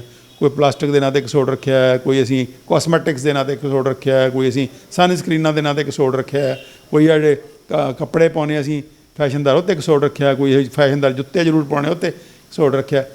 ਫਿਰ ਰੰਗਾਂ 'ਤੇ ਸਿਰ 'ਤੇ ਡਾਈਆਂ ਲਾਈ ਜਾਂਦੇ ਹਾਂ, ਕਲਫ ਲਾਈ ਜਾਂਦੇ ਹਾਂ। ਉਹਦੇ ਹਰ ਚੀਜ਼ ਅਸੀਂ ਕੈਮੀਕਲ ਨਾਲ ਭਰਤੀ ਹੈ, ਕੋਈ ਛੱਡਿਆ ਨਹੀਂ ਜਿਹੜਾ ਕੈਮੀਕਲ ਨਾ। ਦਵਾਈਆਂ ਖਾਈ ਜਾਂਦੇ ਅਸੀਂ 6-7 ਹਜ਼ਾਰ ਕਿਸਮ ਦੀਆਂ ਦਵਾਈਆਂ ਨੇ ਜਿਹੜੀਆਂ ਕਿ ਉਹ ਵੀ ਉਹਦੇ ਬਰਾਬਰ ਦੀਆਂ ਜ਼ਹਿਰੀਲੀਆਂ ਨੇ। ਤਾਂ ਇੱਕ ਐਸਾ ਵਰਤਾਰਾ ਅਸੀਂ ਲੈ ਆਂਦਾ ਕਿ ਜਿਹਦਾ ਨੈਟ ਇੰਪੈਕਟ ਕੀ ਪੈ ਰਿਹਾ ਪ੍ਰਜਨਨ ਕਿਰਿਆ ਦੇ ਉੱਪਰ, ਕਿ ਸਪਰਮ ਕਾਊਂਟ ਬਹੁਤ ਤੇਜ਼ੀ ਨਾਲ ਫਾਲ ਕਰ ਰਿਹਾ, ਪੂਰੀ ਦੁਨੀਆ 'ਚ ਕਰ ਰਿਹਾ, ਪੰਜਾਬ 'ਚ ਖਾਸ ਕਰਕੇ ਬਹੁਤ ਜ਼ਿਆਦਾ ਤੀਬਰ ਹੈ। ਕਿ ਸਪਰਮ ਕਾਊਂਟ ਕਿੱਥੇ ਆ ਗਿਆ, 113 ਮਿਲੀਅਨ ਤੋਂ ਲੈ ਕੇ ਉੱਠ ਕੇ 20-25 ਮਿਲੀਅਨ 'ਤੇ ਆ ਗਿਆ ਹੋਇਆ। ਦੈਟ ਮੀਨ 6ਵੇਂ ਹਾਂ, ਉਹ ਕੱਲਾ ਸਪਰਮ ਕਾਊਂਟ ਨਹੀਂ ਘਟਿਆ, ਉਹਦੀ ਸਪਰਮ ਦੀ ਕੁਆਲਿਟੀ ਵੀ ਘਟ ਗਈ ਹੋਈ ਹੈ। ਉਹਦੇ ਅੰਦਰ ਡੈਡ ਸਪਰਮ ਬਹੁਤ ਜ਼ਿਆਦਾ ਨੇ, ਉਹਦੇ ਅੰਦਰ ਐਬਨੋਰਮਲ ਸਪਰਮ ਬਹੁਤ ਜ਼ਿਆਦਾ ਨੇ, ਉਹਦੇ ਅੰਦਰ ਸੁਸਤ ਸਪਰਮ ਬਹੁਤ ਜ਼ਿਆਦਾ ਨੇ, ਉਹ ਬਹੁਤ ਜ਼ਿਆਦਾ ਨੇ। ਫਿਰ ਸੀਮਨ ਪਰ ਐਜੈਕੂਲੇਸ਼ਨ, ਇੱਕ ਵਾਰੀ ਸੀਮਨ ਕਿੰਨਾ ਨਿਕਲਦਾ, ਉਹਦਾ ਮਾਤਰਾ ਵੀ ਘਟ ਗਈ ਹੋਈ ਹੈ, ਜਿਹੜੀ ਮਾਤਰਾ ਵੀ ਹਾਫ ਤੋਂ ਵੀ ਥੱਲੇ ਆ ਗਈ ਹੋਈ। ਕਿੱਥੇ 5 ml ਦੇ ਨਾਲ ਤਾਂ ਸੀਮਨ ਸੀਗਾ, ਅੱਜ 2 ml ਵੀ ਨਹੀਂ ਹੈ। ਤਾਂ ਇਹ ਸਾਰਾ ਵਰਤਾਰਾ ਕਿਤੇ ਨਾ ਕਿਤੇ ਸਪਰਮ ਕਾਊਂਟ ਦਾ ਹੈ। ਸੇਮ ਪ੍ਰੋਸੈਸ ਲੇਡੀ ਕੁੜੀਆਂ 'ਚ ਹੋ ਰਿਹਾ। ਕੁੜੀਆਂ ਦੇ ਅੰਦਰ ਕੋਈ ਹਿਸਾਬ ਕਿਤਾਬ ਨਹੀਂ ਹੈ। 6-6, 7-7 ਸਾਲ ਦੀਆਂ ਕੁੜੀਆਂ ਨੂੰ ਮੈਸੇਜ ਆਈ ਜਾ ਰਹੇ ਆ ਤਾਂ ਉਹ ਨੋਰਮਲ ਨਹੀਂ ਆ ਰਹੇ, ਕਿਸੇ ਨੂੰ ਪੇਨਫੁਲ ਨੇ, ਕਿਸੇ ਨੂੰ ਵਗੜ ਦਗੁੜੇ ਨੇ, ਕਿਸੇ ਨੂੰ ਜ਼ਿਆਦਾ ਨੇ, ਕਿਸੇ ਨੂੰ ਥੋੜ੍ਹੇ ਨੇ। ਫਿਰ ਉਹ ਜੇ ਦੇਖਦੇ ਹਾਂ ਤਾਂ ਮੈਸੇਜ ਫੋਕੇ ਹੀ ਨੇ, ਵਿੱਚ ਅੰਡਾ ਬਣ ਹੀ ਨਹੀਂ ਰਿਹਾ, ਐਨੋਵੂਲੇਟਰੀ ਨੇ, ਉਹ ਆਪਣੀ ਸਮੱਸਿਆ। ਤਾਂ ਉਹ ਕਿਡਨੀ ਪੋਲੀਸਿਸਟਿਕ ਹੋ ਰਹੀਆਂ ਨੇ, ਯੂਟਰਸ 'ਚ ਐਂਡੋਮੈਟ੍ਰੀਓਸਿਸ ਹੋ ਰਿਹਾ, ਯੂਟਰਸ 'ਚ ਫਾਈਬਰਾਇਡ ਹੋ ਰਿਹਾ। ਮਤਲਬ ਤੁਸੀਂ ਕਰ ਕੀ ਰਹੇ ਆ, ਆਪਾਂ ਕਿੱਧਰ ਰਹੇ ਆ। ਤੁਸੀਂ ਮਤਲਬ ਜਦੋਂ ਦੇਖਦੇ ਹੋ ਤਾਂ ਤੁਹਾਨੂੰ ਮਤਲਬ ਭਵਿੱਖ ਬਹੁਤ ਧੁੰਦਲਾ ਦਿਖਦਾ ਕਿ ਜੇ ਆਹੀ ਕੁਛ ਰਿਹਾ ਤਾਂ ਕੀ ਬਣੇਗਾ। ਤਾਂ ਸਾਰੇ ਦਾ ਸਾਰਾ ਅਸੀਂ ਪ੍ਰਜਨਨ ਕਿਰਿਆ ਆਪਣੀ ਜਿਹੜੀ ਹੈ ਉਹ ਨਸ਼ਟ ਕਰ ਲਈ ਹੈ। ਪਹਿਲਾਂ ਤਾਂ ਪ੍ਰੈਗਨੈਂਸੀ ਹੁੰਦੀ ਹੋਈ ਨਹੀਂ ਹੈ, ਚਾਹੇ ਉਹ 'ਚ ਮੇਲ ਕਾਰਨ ਹੋਵੇ ਜਾਂ ਫੀਮੇਲ ਕਾਰਨ ਹੋਵੇ ਜਾਂ ਦੋਨਾਂ ਦਾ ਕਾਰਨ ਹੋਵੇ। ਦੂਜੀ ਗੱਲ, ਜੇ ਫੀਮੇਲ ਪ੍ਰੈਗਨੈਂਸੀ ਹੋ ਜਾਂਦੀ ਹੈ ਜਾਂ ਤੁਸੀਂ IVF ਕਰਾ ਲਿਆ ਜਾਂ ਹੋਰ ਕਰਾ ਲਿਆ ਤਾਂ ਫਿਰ ਸਿਰੇ ਚੜ੍ਹਦੀ ਕਿ ਨਹੀਂ ਚੜ੍ਹਦੀ ਇਹ ਵੀ ਨਹੀਂ ਕੋਈ ਪਤਾ। ਸਪੌਂਟੇਨੀਅਸ ਅਬਾਰਸ਼ਨ ਦੀ ਗਿਣਤੀ ਇੰਨੀ ਜ਼ਿਆਦਾ ਹੋਈ, ਸਪੌਂਟੇਨੀਅਸ ਅਬਾਰਸ਼ਨ ਦਾ ਮਤਲਬ ਆਪਣੇ ਆਪ ਅਬਾਰਸ਼ਨ ਹੋ ਜਾਂਦੀ ਹੈ। ਜਿਹੜੇ ਲੋਕ ਅਬਾਰਸ਼ਨ ਕਰਾਉਂਦੇ ਆ ਉਹਨੂੰ ਛੱਡ ਦਿਓ ਤੁਸੀਂ, ਉਹ ਬੜਾ ਥੋੜ੍ਹਾ ਵਰਤਾਰਾ। ਹੁਣ ਉਹ ਜੇ ਆਪਣੇ ਆਪ ਹੋਣ ਵਾਲੀਆਂ ਅਬਾਰਸ਼ਨਾਂ ਦੇ ਮੁਕਾਬਲੇ 'ਚ ਲਾਈਏ ਤਾਂ ਅਬਾਰਸ਼ਨਾਂ ਕਰਾਉਣ ਵਾਲੇ ਬੰਦਿਆਂ ਦਾ ਮੁਕਾਬਲਾ ਬਹੁਤ ਥੋੜ੍ਹਾ। ਜਿਹੜੇ ਸੁਪਰੀਮ ਕੋਰਟ ਨੇ ਕੋਈ ਦਿੱਤੀ ਆ ਕਪਲਸ ਨੂੰ ਛੋਟ ਕੇ ਵੀ ਭਾਈ ਉਹ ਅਬਾਰਸ਼ਨ ਕਰਾ ਸਕਦੇ ਹੈ, ਜਿਹੜੀ ਪਹਿਲਾਂ ਹਫ਼ਤੇ ਘੱਟ ਸੀ ਹੁਣ ਜੋ ਵਧਾ ਦਿੱਤੇ 6 ਹਫ਼ਤੇ ਕੁਛ ਹਫ਼ਤੇ, ਉਹ ਗੱਲ ਅਲੱਗ ਹੈ, ਉਹਨੂੰ ਛੱਡ ਦਈਏ ਆਪਾਂ, ਕਿਉਂਕਿ ਉਹ ਇੱਕ ਰਾਈਟ ਹੈ ਮਾਂ ਦਾ ਰਾਈਟ ਹੈ ਕਿ ਵੀ ਉਹ ਬੱਚਾ ਰੱਖਣਾ ਚਾਹੁੰਦੀ ਜਾਂ ਨਹੀਂ ਚਾਹੁੰਦੀ। ਲੇਕਿਨ ਇੱਕ ਲਿਮਟ ਤੋਂ ਬਾਅਦ ਫਿਰ ਬੱਚੇ ਦਾ ਰਾਈਟ ਵੀ ਹੈ। ਤਾਂ ਇਸ ਕਰਕੇ ਜਿਹੜਾ ਉਹ ਵਰਤਾਰਾ ਉਹਨੂੰ ਛੱਡ ਦਈਏ, ਉਹਦੀ ਗੱਲ ਨਹੀਂ ਮੈਂ ਕਰ ਰਿਹਾ। ਆਪਾਂ ਗੱਲ ਕਰ ਰਹੇ ਨਹੀਂ, ਆਪਣੇ ਆਪ ਅਬਾਰਸ਼ਨ ਹੋ ਜਾਂਦੀ ਹੈ, ਕਪਲ ਚਾਹ ਰਿਹਾ ਕਿ ਪ੍ਰੈਗਨੈਂਸੀ ਹੋਵੇ ਔਰ ਪ੍ਰੈਗਨੈਂਸੀ ਕੰਟੀਨਿਊ ਰਹੇ, ਲੇਕਿਨ ਆਪਣੇ ਆਪ ਅਬਾਰਸ਼ਨ ਹੋ ਜਾਂਦੀ ਹੈ। ਅੱਛਾ, ਜੇ ਅਬਾਰਸ਼ਨ ਤੁਸੀਂ ਰੋਕਦੇ ਹੋ, ਗਾਇਨੇਕੋਲੋਜੀ ਕੋਲ ਜਾਂਦੇ ਹੋ, ਸਟੀਰੋਇਡ ਦਿੰਦਾ, ਹਾਰਮੋਨ ਦਿੰਦਾ, ਜੋ ਆਖੇ ਕਈ ਕੁਛ ਕਰਦਾ, ਉਹ ਰੁਕ ਜਾਂਦੀ ਅਬਾਰਸ਼ਨ। ਇੱਕ ਵਾਰੀ ਸਪੋਟਿੰਗ ਹੋਈ ਸੀ, ਉੱਥੇ ਥੋੜ੍ਹੀ ਜਿਹੀ ਪੇਨ ਹੋਈ ਤੇ ਉਹ ਰੁਕ ਗਿਆ, ਫਿਰ ਉਹ ਕੀ ਹੋਏਗਾ, ਛਮਾਇਆ ਸਮਾਇਆ ਬੱਚਾ ਹੋ ਜਾਏਗਾ। ਸੋ ਛਮਾਇਆ ਸਮਾਇਆ ਬੱਚੇ ਹੋ ਜਾਂਦੇ ਆ, ਫਿਰ ਉਹਨੂੰ ਸਾਂਭਣਾ ਔਖਾ, ਕਿਉਂਕਿ ਉਹਦਾ ਕੁਛ ਵੀ ਸਿਸਟਮ ਜਿਹੜਾ ਪ੍ਰੋਪਰਲੀ ਅਜੇ ਡਿਵੈਲਪ ਨਹੀਂ ਹੋਇਆ, ਨਾ ਉਹਦੇ ਫੇਫੜੇ, ਨਾ ਉਹਦਾ ਹਾਰਟ, ਨਾ ਉਹਦਾ ਕੋਈ ਸਿਸਟਮ, ਨਾ ਖਾਣ ਪੀਣ ਦਾ, ਨਾ ਉਹ ਬੱਚਾ ਦੁੱਧ ਚੁੰਘ ਸਕੇ, ਨਾ ਉਹਦੇ ਚੁੰਘਣ ਦਾ, ਨਾ ਉਹਦੇ ਮਸਲ। ਹੁਣ ਉਹਨੂੰ ਫਿਰ ਤੁਸੀਂ ਉਹਦੇ ਲਈ ਆ ਗਿਆ ਨਿਓਨੇਟਲ ਇੰਟੈਂਸਿਵ ਕੇਅਰ ਯੂਨਿਟ, ਨਿੱਕੂ। ਉਹ ਨਿੱਕੂ ਕਦੀ ਸੁਣਿਆ ਨਹੀਂ ਸੀ, ਮੈਂ ਐਮ ਡੀ ਪੀਡੀਆਟ੍ਰਿਕਸ ਕੀਤੀ, ਸਾਡੇ ਤਾਂ ਪਿੱਕੂ ਵੀ ਨਹੀਂ ਸੀਗਾ, ਪੀਡੀਆਟ੍ਰਿਕ ਇੰਟੈਂਸਿਵ ਯੂਨਿਟ ਦੀ ਵੀ ਲੋੜ ਨਹੀਂ ਸੀ ਪੈਂਦੀ ਸਾਨੂੰ ਤਾਂ, ਉਹਦੇ ਬਿਨਾਂ ਸਾਰ ਲੈਂਦੇ ਸੀ। ਅਤੇ ਹੁਣ ਤਾਂ ਨਿੱਕੂ ਆ ਗਿਆ ਨਿਓਨੇਟਲ, ਯਾਨੀ ਕਿ ਜੰਮਣ ਸਾਰ ਬੱਚੇ ਨੂੰ ਇੰਟੈਂਸਿਵ ਕੇਅਰ ਯੂਨਿਟ 'ਚ ਲੈ ਜਾਓ। ਉਹ ਮਹੀਨਾ 2-2 ਮਹੀਨੇ ਰਹਿੰਦੇ ਆ, ਪਰਿਵਾਰ ਦਾ ਕਵਾੜਾ ਹੋ ਜਾਂਦਾ ਨਿੱਕੂ 'ਚ ਰੱਖ ਕੇ। ਤਾਂ ਉਹ ਮੁੜ ਕੇ ਬੱਚਾ ਕਿਹੋ ਜਿਹਾ ਹੋਊਗਾ, ਨਹੀਂ ਹੋਊਗਾ, ਕੁਛ ਨਹੀਂ ਪਤਾ। ਕੱਲ੍ਹ ਨੂੰ ਬੱਚਾ ਮੈਂਟਲੀ ਪੰਗ ਹੋਊਗਾ ਕਿ ਫਿਜ਼ੀਕਲੀ ਕੀ ਹੋਊਗਾ ਅਤੇ ਕੀ ਨਹੀਂ ਹੋਊਗਾ, ਉਹ ਠੀਕ ਹੋ ਵੀ ਸਕਦਾ, ਨਹੀਂ ਵੀ ਹੋ ਸਕਦਾ। ਇਹ ਜਿਹੜਾ ਵਰਤਾਰਾ ਕਿਤੇ ਨਾ ਕਿਤੇ ਅੱਛਾ, ਫਿਰ ਉਸ ਤੋਂ ਬਾਅਦ ਜਿਹੜੇ ਜਮਾਂਦਰੂ ਨੁਕਸਾਂ ਵਾਲੇ ਬੱਚੇ ਬਹੁਤ ਜ਼ਿਆਦਾ ਹੋ ਰਹੇ ਆ, ਜਮਾਂਦਰੂ ਨੁਕਸ ਬਹੁਤ ਜ਼ਿਆਦਾ ਪੈ ਰਹੇ ਬੱਚਿਆਂ 'ਚ। ਇਹ ਵਰਤਾਰਾ ਕਿਤੇ ਨਾ ਕਿਤੇ ਲੈ ਕੇ, ਬੱਚਾ ਨਾ ਹੋਣ ਤੋਂ ਲੈ ਕੇ ਜਮਾਂਦਰੂ ਨੁਕਸਾਂ ਤੱਕ ਦੇ ਵਰਤਾਰੇ ਜਿਹੜੇ ਨੇ, ਇਹਨਾਂ ਦੀ ਹਨੇਰੀ ਆ ਗਈ ਹੋਈ ਆ। ਇਹ ਵਰਤਾਰੇ ਨੂੰ ਕਿਵੇਂ ਸਮਾਜ ਹੈਂਡਲ ਕਰੇਗਾ, ਉਹ ਮੈਨੂੰ ਅੱਜ ਵੀ ਯਾਦ ਹੈ ਕਿ ਡਾਕਟਰ ਇੰਦਰਜੀਤ ਕੌਰ ਕਹਿੰਦੇ ਹੁੰਦੇ ਆ, ਪਿੰਗਲਵਾੜੇ ਵਾਲੇ, ਅੰਮ੍ਰਿਤਸਰ ਵਾਲੇ, ਵੀ ਮੈਨੂੰ ਕਹਿੰਦੇ ਜੇ ਕਿਤੇ ਕਹਿੰਦੇ ਡਾਕਟਰ ਸਾਹਿਬ ਕਿੰਨੇ ਕੁ ਪਿੰਗਲਵਾੜੇ ਖੋਲਾਂਗੇ ਆਪਾਂ, ਹੁਣ ਤਾਂ ਲੱਗਦਾ ਸਾਰਾ ਪੰਜਾਬ ਹੀ ਪਿੰਗਲਵਾੜਾ ਕਹਿੰਦੇ। ਤਾਂ ਉਹ ਜਿਹੜਾ ਪਿੰਗਲਵਾੜਿਆਂ ਵਾਲਾ ਕੰਮ ਹੈ ਵੀ, ਇਹ ਹੁਣ ਪਿੰਗਲਵਾੜਾ ਤਾਂ ਹੁੰਦਾ ਵੀ ਚੱਲ ਵਿਰਲਾ ਕੋਈ ਰੁਲਿਆ ਹੋਇਆ ਜਿਹੜਾ ਲਵਾਰਸ ਹੈ, ਕੋਈ ਉਹਨੂੰ ਸਾਂਭਣਾ, ਚਲੋ ਕਿੰਨੇ ਕੁ ਹੋਣਗੇ ਉਹ ਤਾਂ ਤੁਸੀਂ ਸਾਂਭ ਲਓਗੇ। ਅਤੇ ਜੇ ਇਹ ਥੋਕ 'ਚ ਵਰਤਾਰਾ ਹੋਊਗਾ ਤਾਂ ਕਿਵੇਂ ਆਪਾਂ ਸਾਂਭਾਂਗੇ ਅਤੇ ਕਿਵੇਂ ਉਹਨੂੰ ਅਫੋਰਡ ਕਰਾਂਗੇ, ਕਿੱਡਾ ਮਹਿੰਗਾ ਕੰਮ। ਤਾਂ ਉਹ ਕਹੇ ਕਿਤੇ ਨਾ ਕਿਤੇ ਵਰਤਾਰਾ, ਇਸ ਕਰਕੇ ਜਿਹਨੂੰ ਇਹ ਵੀ ਬਹੁਤ ਜ਼ਰੂਰੀ ਆ ਸਮਝਣਾ ਕਿ ਗੱਲ ਜਿਹੜਾ ਮਸਲਾ ਹੈ, ਪਾਣੀ ਸਿਰ ਤੋਂ ਦੀ ਲੰਘ ਰਿਹਾ, ਪਾਣੀ ਸਿਰ ਤੋਂ ਦੀ ਲੰਘ ਰਿਹਾ, ਜਿਹੜਾ ਰਿਪਰੋਡਕਟਿਵ ਸਿਸਟਮ ਸਾਡਾ ਬਹੁਤ ਬੁਰੀ ਤਰ੍ਹਾਂ ਡੈਮੇਜ ਹੋ ਰਿਹਾ। ਸੋ ਇਹ ਦੋ ਚੀਜ਼ਾਂ ਦਾ ਜਿਹੜਾ ਗੱਠ ਜੋੜ ਹੋ ਗਿਆ ਕਿ ਇੱਕ ਤਾਂ ਹਾਲਾਤ ਜਿਹੜੇ ਨੇ ਹਵਾ, ਪਾਣੀ, ਮਿੱਟੀ ਦੇ, ਭੋਜਨ ਦੇ, ਉਹ ਬੜੇ ਖਰਾਬ ਹੋ ਰਹੇ ਹੈ, ਅਤੇ ਉਹਦੇ ਨਾਲ ਤੁਹਾਡੀ ਜਿਹੜੀ ਹੈ ਪ੍ਰਜਨਨ ਕਿਰਿਆਵਾਂ ਨੇ, ਪ੍ਰਜਨਨ ਅੰਗ ਨੇ, ਪ੍ਰਜਨਨ ਸੈੱਲ ਨੇ, ਬਹੁਤ ਕਮਜ਼ੋਰ ਹੋ ਰਹੇ ਆ। ਫਿਰ ਉਸ ਤੋਂ ਵੀ ਪਹਿਲਾਂ ਸਾਡੀਆਂ ਸਿਹਤਾਂ ਬਹੁਤ ਖਰਾਬ ਹੋ ਰਹੀਆਂ ਨੇ। ਹੁਣ ਜਿਹੜਾ ਸ਼ੂਗਰ ਦਾ ਮਰੀਜ਼ ਬਣ ਗਿਆ, ਯੰਗ ਬੰਦਾ, ਉਹ ਕਿਵੇਂ ਬੱਚੇ ਪੈਦਾ ਕਰੇਗਾ ਅਤੇ ਕਿਹੋ ਜਿਹੇ ਬੱਚੇ ਪੈਦਾ ਕਰੇਗਾ, ਜਾਂ ਜਿਹੜਾ ਐਸਥਮੈਟਿਕ ਹੈ ਕੀ ਕਰੇਗਾ, ਸਟੀਰੋਇਡ ਖਾਣ ਵਾਲਾ ਬੰਦਾ। ਹੁਣ ਐਸਥਮਾ ਤੁਹਾਨੂੰ ਰੋਕਾਂਗਾ, ਜਿਸ ਤਰ੍ਹਾਂ ਤੁਸੀਂ ਦੱਸਿਆ ਸ਼ੂਗਰ ਵਾਲਾ ਬੰਦਾ ਅਤੇ ਐਸਥਮੈਟਿਕ, ਇਹਨਾਂ ਦੇ ਪ੍ਰਜਨਨ ਅੰਗਾਂ ਦੇ ਉੱਤੇ ਕਿਸ ਤਰ੍ਹਾਂ ਅਸਰ ਪੈਂਦਾ ਇਹਨਾਂ ਦੀ? ਦਵਾਈਆਂ ਖਾਂਦੇ ਨੇ ਬਹੁਤ ਜ਼ਿਆਦਾ, ਸਟੀਰੋਇਡ ਖਾ ਰਿਹਾ, ਮੰਨ ਲਓ ਜਾਂ ਇਮਿਊਨੋਮੋਡੂਲੇਟਰ ਡਰੱਗਸ ਖਾ ਰਿਹਾ, ਜਾਂ ਉਹ ਇਨਹੇਲਰ ਲੈ ਰਿਹਾ। ਇਨਹੇਲਰ ਥੋੜ੍ਹਾ ਬਹੁਤਾ ਖੂਨ ਤਾਂ ਜਾਂਦਾ ਹੀ ਹੈ ਨਾ, ਸੈਕਸ਼ੂਅਲ ਹੈਲਥ 'ਤੇ ਨੈਚੁਰਲੀ ਪਾਊਗਾ ਕੁਛ ਵੀ ਵੀਕ। ਦੇਖੋ ਜਿਹੜਾ ਸੈਕਸ ਹੁੰਦਾ ਹੈ ਜਾਂ ਪ੍ਰਜਨਨ ਕਿਰਿਆ ਹੁੰਦੀ ਹੈ, ਕੁਦਰਤ ਨੇ ਇੰਨੀ ਸਾਂਭ ਕੇ ਰੱਖੀ ਹੋਈ ਹੈ ਕਿ that is the climax of your health.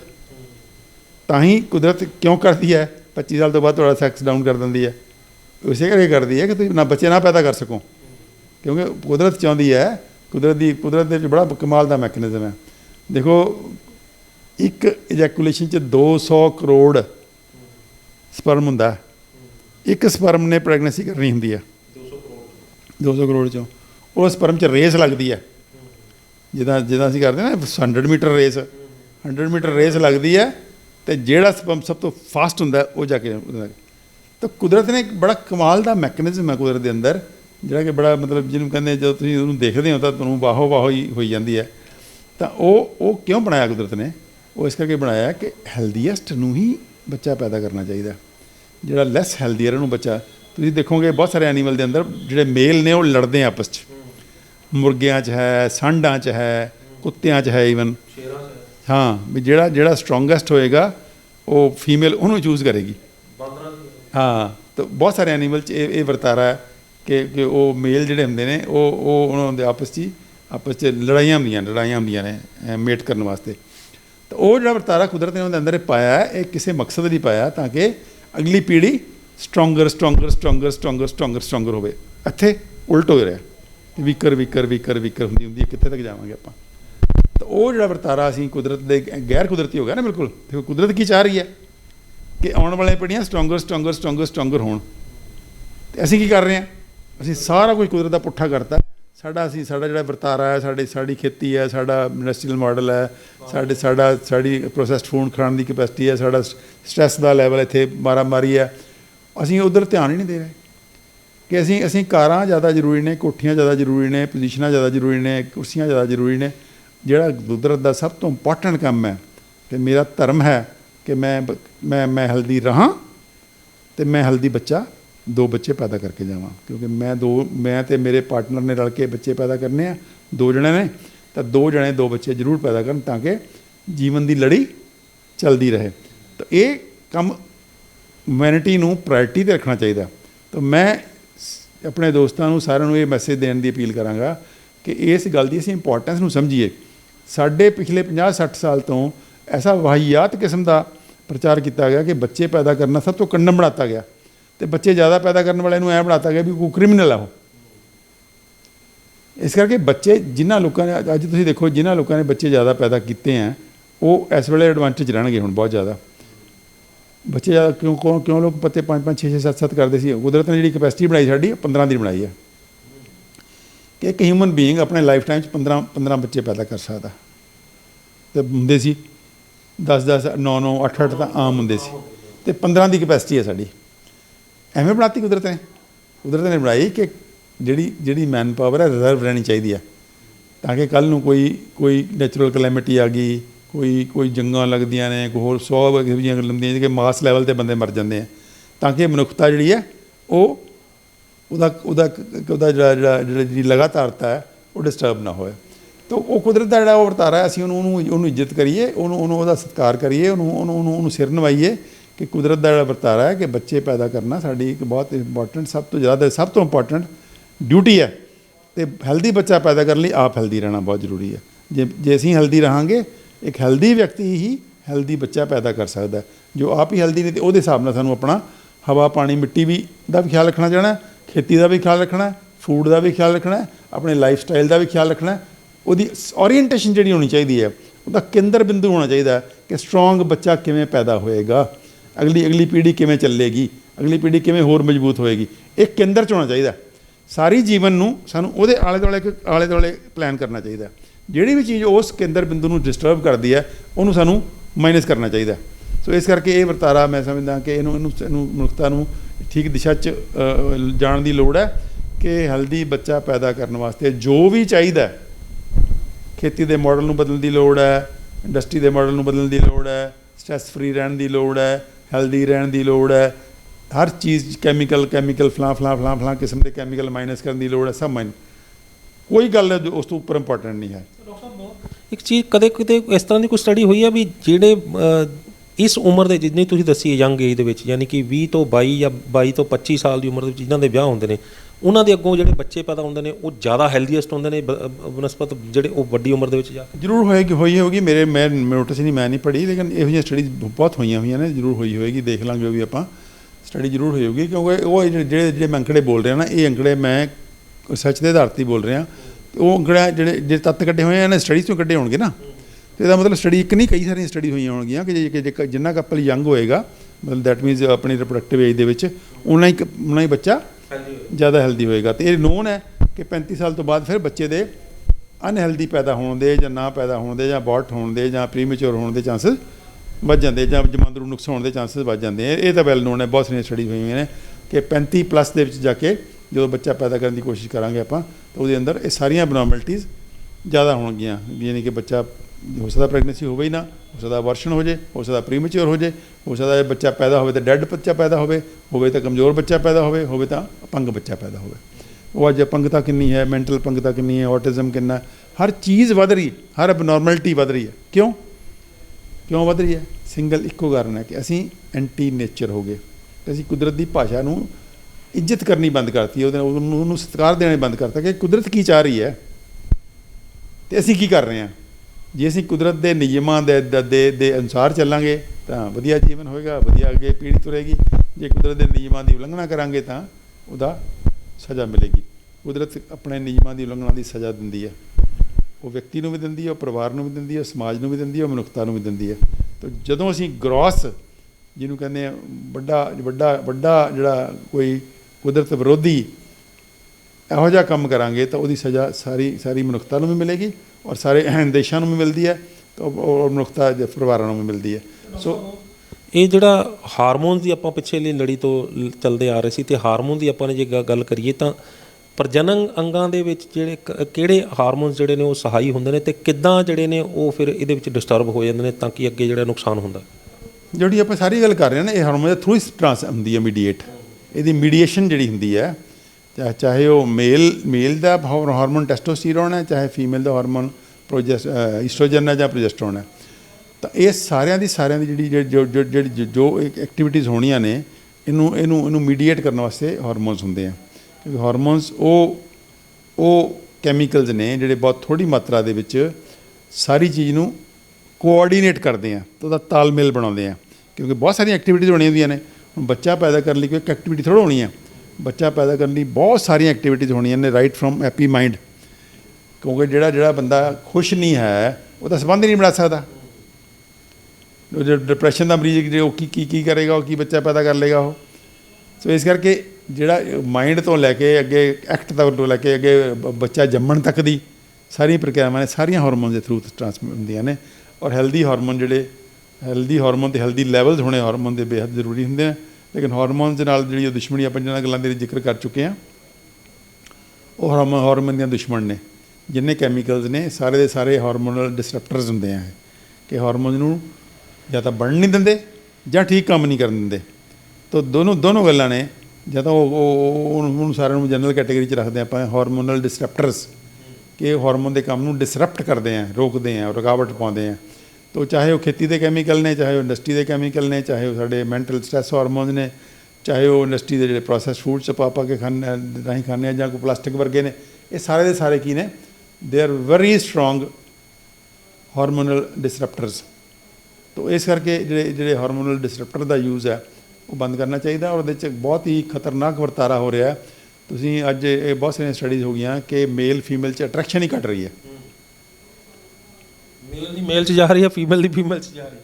ਹਾਂ, ਇਹ ਅੱਛਾ ਇਹ ਕਿਤੇ ਨਾ ਕਿਤੇ ਜਿਹੜੇ ਲੋਕ ਪਹਿਲਾਂ ਕਹਿੰਦੇ ਸੀ ਵੀ ਇਹ ਇਕੱਲਾ ਸੱਭਿਆਚਾਰਕ ਹੈ ਜੀ, ਟੀਵੀ ਨੇ ਕਰਤਾ ਜੀ, ਫਲਾਣੇ ਨੇ ਕਰਤਾ, ਉਹਦੀਆਂ ਵੀ ਸਟੱਡੀਜ਼ ਹੋ ਗਈਆਂ। ਐਨੀਮਲ ਦੇ ਅੰਦਰ ਵੀ, ਈਵਨ ਬਰਡ ਦੀ ਸਟੱਡੀ ਮੈਂ ਬਹੁਤ ਪਹਿਲਾਂ ਬਰਡ ਦੀ ਸਟੱਡੀ ਦੇਖੀ ਸੀ, ਬੜੀ ਪਿਆਰੀ ਸਟੱਡੀ ਆ ਉਹ।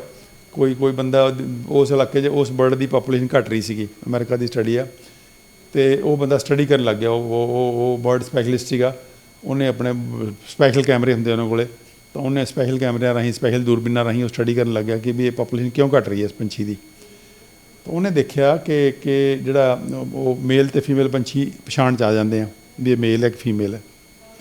ਤਾਂ ਉਹਨੇ ਦੇਖਿਆ ਕਿ ਮੇਲ ਅਤੇ ਫੀਮੇਲ ਪੰਛੀ ਇਕੱਠੇ ਨਹੀਂ ਫਿਰ ਰਹੇ, ਮੇਲ ਫੀਮੇਲ ਨਾਲ ਫਿਰੀ ਜਾ ਰਹੀ ਹੈ। ਫਿਰ ਉਹਨੇ ਜਦੋਂ ਫੀਮੇਲ ਨਾਲ ਫਿਰਦੀ ਦੇਖੀ, ਤਾਂ ਉਹਨੇ ਜਾ ਕੇ ਉਹਦਾ ਜਦੋਂ ਪੰਛੀ ਉੜ ਕੇ ਕਿਤੇ ਗਏ ਚੋਗਾ ਚੁਗਣ ਵਾਲੇ ਪਿੱਛੇ ਉਹਦੇ ਆਲ੍ਹਣਾ ਦੇਖਿਆ, ਆਲ੍ਹਣੇ 'ਚ ਅੰਡੇ ਵੀ ਪਏ ਸੀਗੇ। ਉਹਨੇ ਅੰਡੇ ਵੀ ਲੈ ਆਂਦੇ। ਜਦੋਂ ਅੰਡੇ ਨੂੰ ਸਟੱਡੀ ਕੀਤਾ ਤਾਂ ਉਹ ਦੇਖਿਆ ਸਟਰਾਈਲ ਐਗਸ ਨੇ, ਵਿੱਚ ਮੀਟਿੰਗ ਹੋਈ ਨਹੀਂ। ਫਿਰ ਉਹਨੇ ਦੇਖਿਆ ਵੀ ਹੁਣ ਫੀਮੇਲ ਨਾਲ ਤਾਂ ਫਿਰਦੀ ਹੈ, ਮੇਲ ਕਿੱਥੇ ਹੈ? ਉਹਨੇ ਦੇਖਿਆ ਮੇਲ ਲੱਗ ਹੀ ਰੁਲਿਆ ਫਿਰਦਾ ਕਿਤੇ ਹੋਰ ਹੀ, ਇਕੱਲਾ ਹੀ ਫਿਰੀ ਜਾਂਦਾ। ਤਾਂ ਇਹ ਵਰਤਾਰਾ ਐਨੀਮਲ 'ਚ ਵੀ ਹੈ। ਕਿਉਂਕਿ ਸੇਮ ਕੈਮੀਕਲ ਜਿਹੜੇ ਅਸੀਂ ਯੂਜ਼ ਕਰ ਰਹੇ ਹਾਂ, ਸੇਮ ਕੈਮੀਕਲ ਉਹਨਾਂ ਨੂੰ ਵੀ ਇਫੈਕਟ ਕਰ ਰਹੇ ਹਾਂ। ਸੋ ਇਸ ਕਰਕੇ ਕੈਮੀਕਲ ਤਾਂ ਹੀ ਪੰਛੀਆਂ ਦੀ ਪਾਪੂਲੇਸ਼ਨ ਜਿਹੜੀ ਆ, ਜਾਂ ਬਹੁਤ ਸਾਰੇ ਜਾਨਵਰਾਂ ਦੀ ਪਾਪੂਲੇਸ਼ਨ ਜਿਹੜੀ ਆ, ਉਹ ਕੋਲੈਪਸ ਕਰ ਰਹੀ ਹੈ। ਕਿਉਂਕਿ ਉਹਨਾਂ ਦੇ ਵਿੱਚ ਵੀ ਰਿਪਰੋਡਕਟਿਵ ਸਿਸਟਮ ਜਿਹੜਾ ਫੇਲ ਹੋ ਰਿਹਾ। ਜਦੋਂ ਅੰਡਾ ਬਣ ਨਹੀਂ ਰਿਹਾ, ਅੰਡਾ ਬਣ ਰਿਹਾ ਤਾਂ ਸੌਫਟ ਇੰਨਾ ਕੁ ਟੁੱਟ ਜਾਂਦਾ ਹੈ, ਜਾਂ ਬੱਚਾ ਨਹੀਂ ਨਿਕਲਦਾ, ਜਾਂ ਬੱਚਾ ਨਿਕਲਦਾ ਕਮਜ਼ੋਰ ਨਿਕਲਦਾ। ਜੋ ਸਾਡੇ 'ਚ ਵਾਪਰ ਰਿਹਾ ਸੇਮ ਵਰਤਾਰਾ ਐਨੀਮਲ 'ਚ ਵੀ ਵਾਪਰਦਾ। ਤੁਸੀਂ ਮੇਰਾ ਤਾਂ ਪਿਛਲੇ 15 ਸਾਲ ਜਦੋਂ ਕੰਮ ਕੀਤਾ ਸੀ, ਬੜੀਆਂ ਇੰਟਰਸਟਿੰਗ ਘਟਨਾਵਾਂ ਹੋਈਆਂ ਨੇ। ਅਸੀਂ ਇੱਕ ਥਾਂ 'ਤੇ ਬੈਠੇ ਸੀਗੇ ਅਤੇ ਅਸੀਂ ਆਹੀ ਪੁੱਛ ਰਹੇ ਸੀਗੇ, ਛੱਤ 'ਚ ਬੈਠੇ ਸੀਗੇ, ਸੱਥ 'ਚ ਬਹਿ ਕੇ ਪਿੰਡਾਂ ਜਾਂਦੇ ਸੀ, ਸੱਥਾਂ 'ਚ ਬਹਿ ਕੇ ਰਿਸਰਚ ਐਂ ਕਰਦੇ ਸੀ। ਅਸੀਂ ਉਹਨੂੰ ਕਮਿਊਨਿਟੀ ਬੇਸਡ ਰਿਸਰਚ ਕਹਿੰਦੇ ਸੀਗੇ।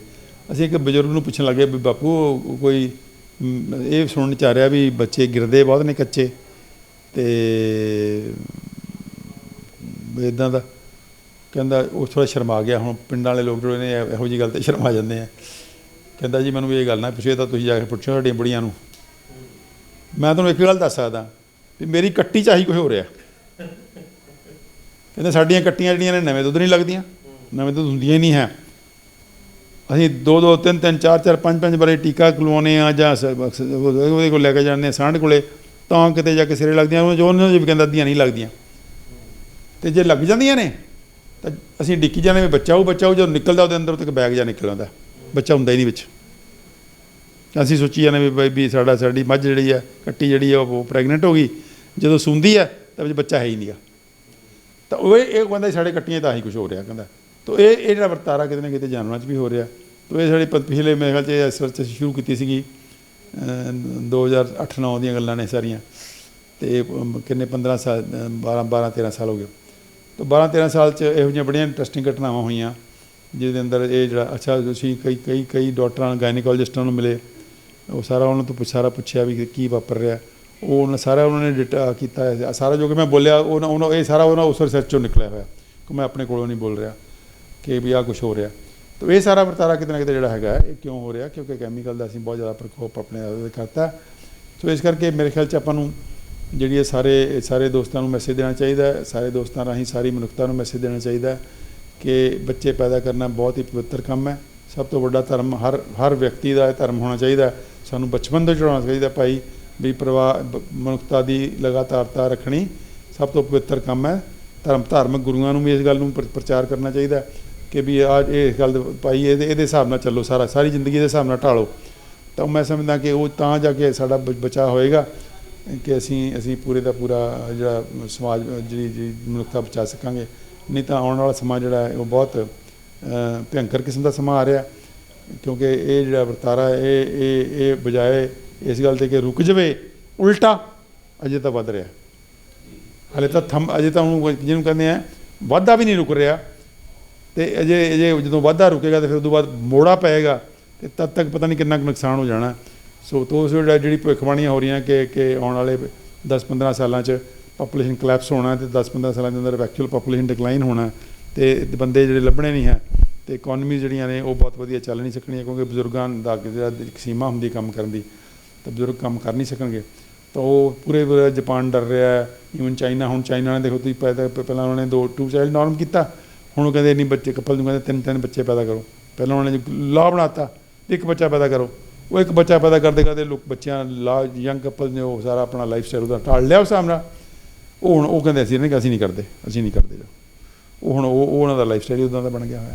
ਤਾਂ ਇਹ ਸਾਰੇ ਦਾ ਸਾਰਾ ਵਰਤਾਰਾ ਸਾਰੇ ਕੰਟਰੀ 'ਚ ਵਾਪਰ ਰਿਹਾ ਆਲਮੋਸਟ। ਜੇ ਕਿਸੇ ਨੇ ਹੁਣ ਬੱਚਾ ਇਹ ਤਾਂ ਹੋ ਗਿਆ, ਕੁਛ ਚੀਜ਼ਾਂ ਦਾ ਆਪਾਂ ਚੇਂਜ ਨਹੀਂ ਕਰ ਪਾ ਰਹੇ, ਕਲਾਈਮੇਟ ਆਪਾਂ ਚੇਂਜ ਨਹੀਂ ਕਰ ਪਾ ਰਹੇ, ਆਪਾਂ ਪਾਣੀ ਨਹੀਂ ਚੇਂਜ ਕਰ ਪਾ ਰਹੇ ਜਿਹੜੀਆਂ, ਪਰ ਕੁਛ ਚੀਜ਼ਾਂ ਜਿਹੀਆਂ ਨੇ ਕਿ ਜਿਹੜੀਆਂ ਕਿ ਆਪਾਂ ਇਲਾਜ ਦੇ ਦੌਰਾਨ ਆਪਾਂ ਕੁਝ ਕਰ ਸਕਦੇ, ਜਿਨ੍ਹਾਂ ਦੇ ਬੱਚੇ ਨਹੀਂ ਪੈਦਾ ਹੋ ਰਹੇ, ਜਿਨ੍ਹਾਂ ਟੈਸਟੋਸਟਰੋਨ ਜਿਹੜੇ ਦੇ ਘੱਟ ਨੇ, ਜਿਨ੍ਹਾਂ 'ਚ ਜਿਹੜੇ ਐਸਟ੍ਰੋਜਨ ਜਿਨ੍ਹਾਂ ਦੇ ਜਿਹੜੇ ਘੱਟ ਨੇ, ਉਹਨਾਂ ਲਈ ਆਪਾਂ ਨੂੰ ਕੀ ਕਰਨਾ ਪਵੇਗਾ ਤਾਂ ਕਿ ਉਹਨਾਂ ਦੇ ਅੰਦਰ ਦੀ ਜਿਹੜੀ ਕਮੀ ਆ ਉਹ ਪੂਰੀ ਹੋ ਜਾਵੇ।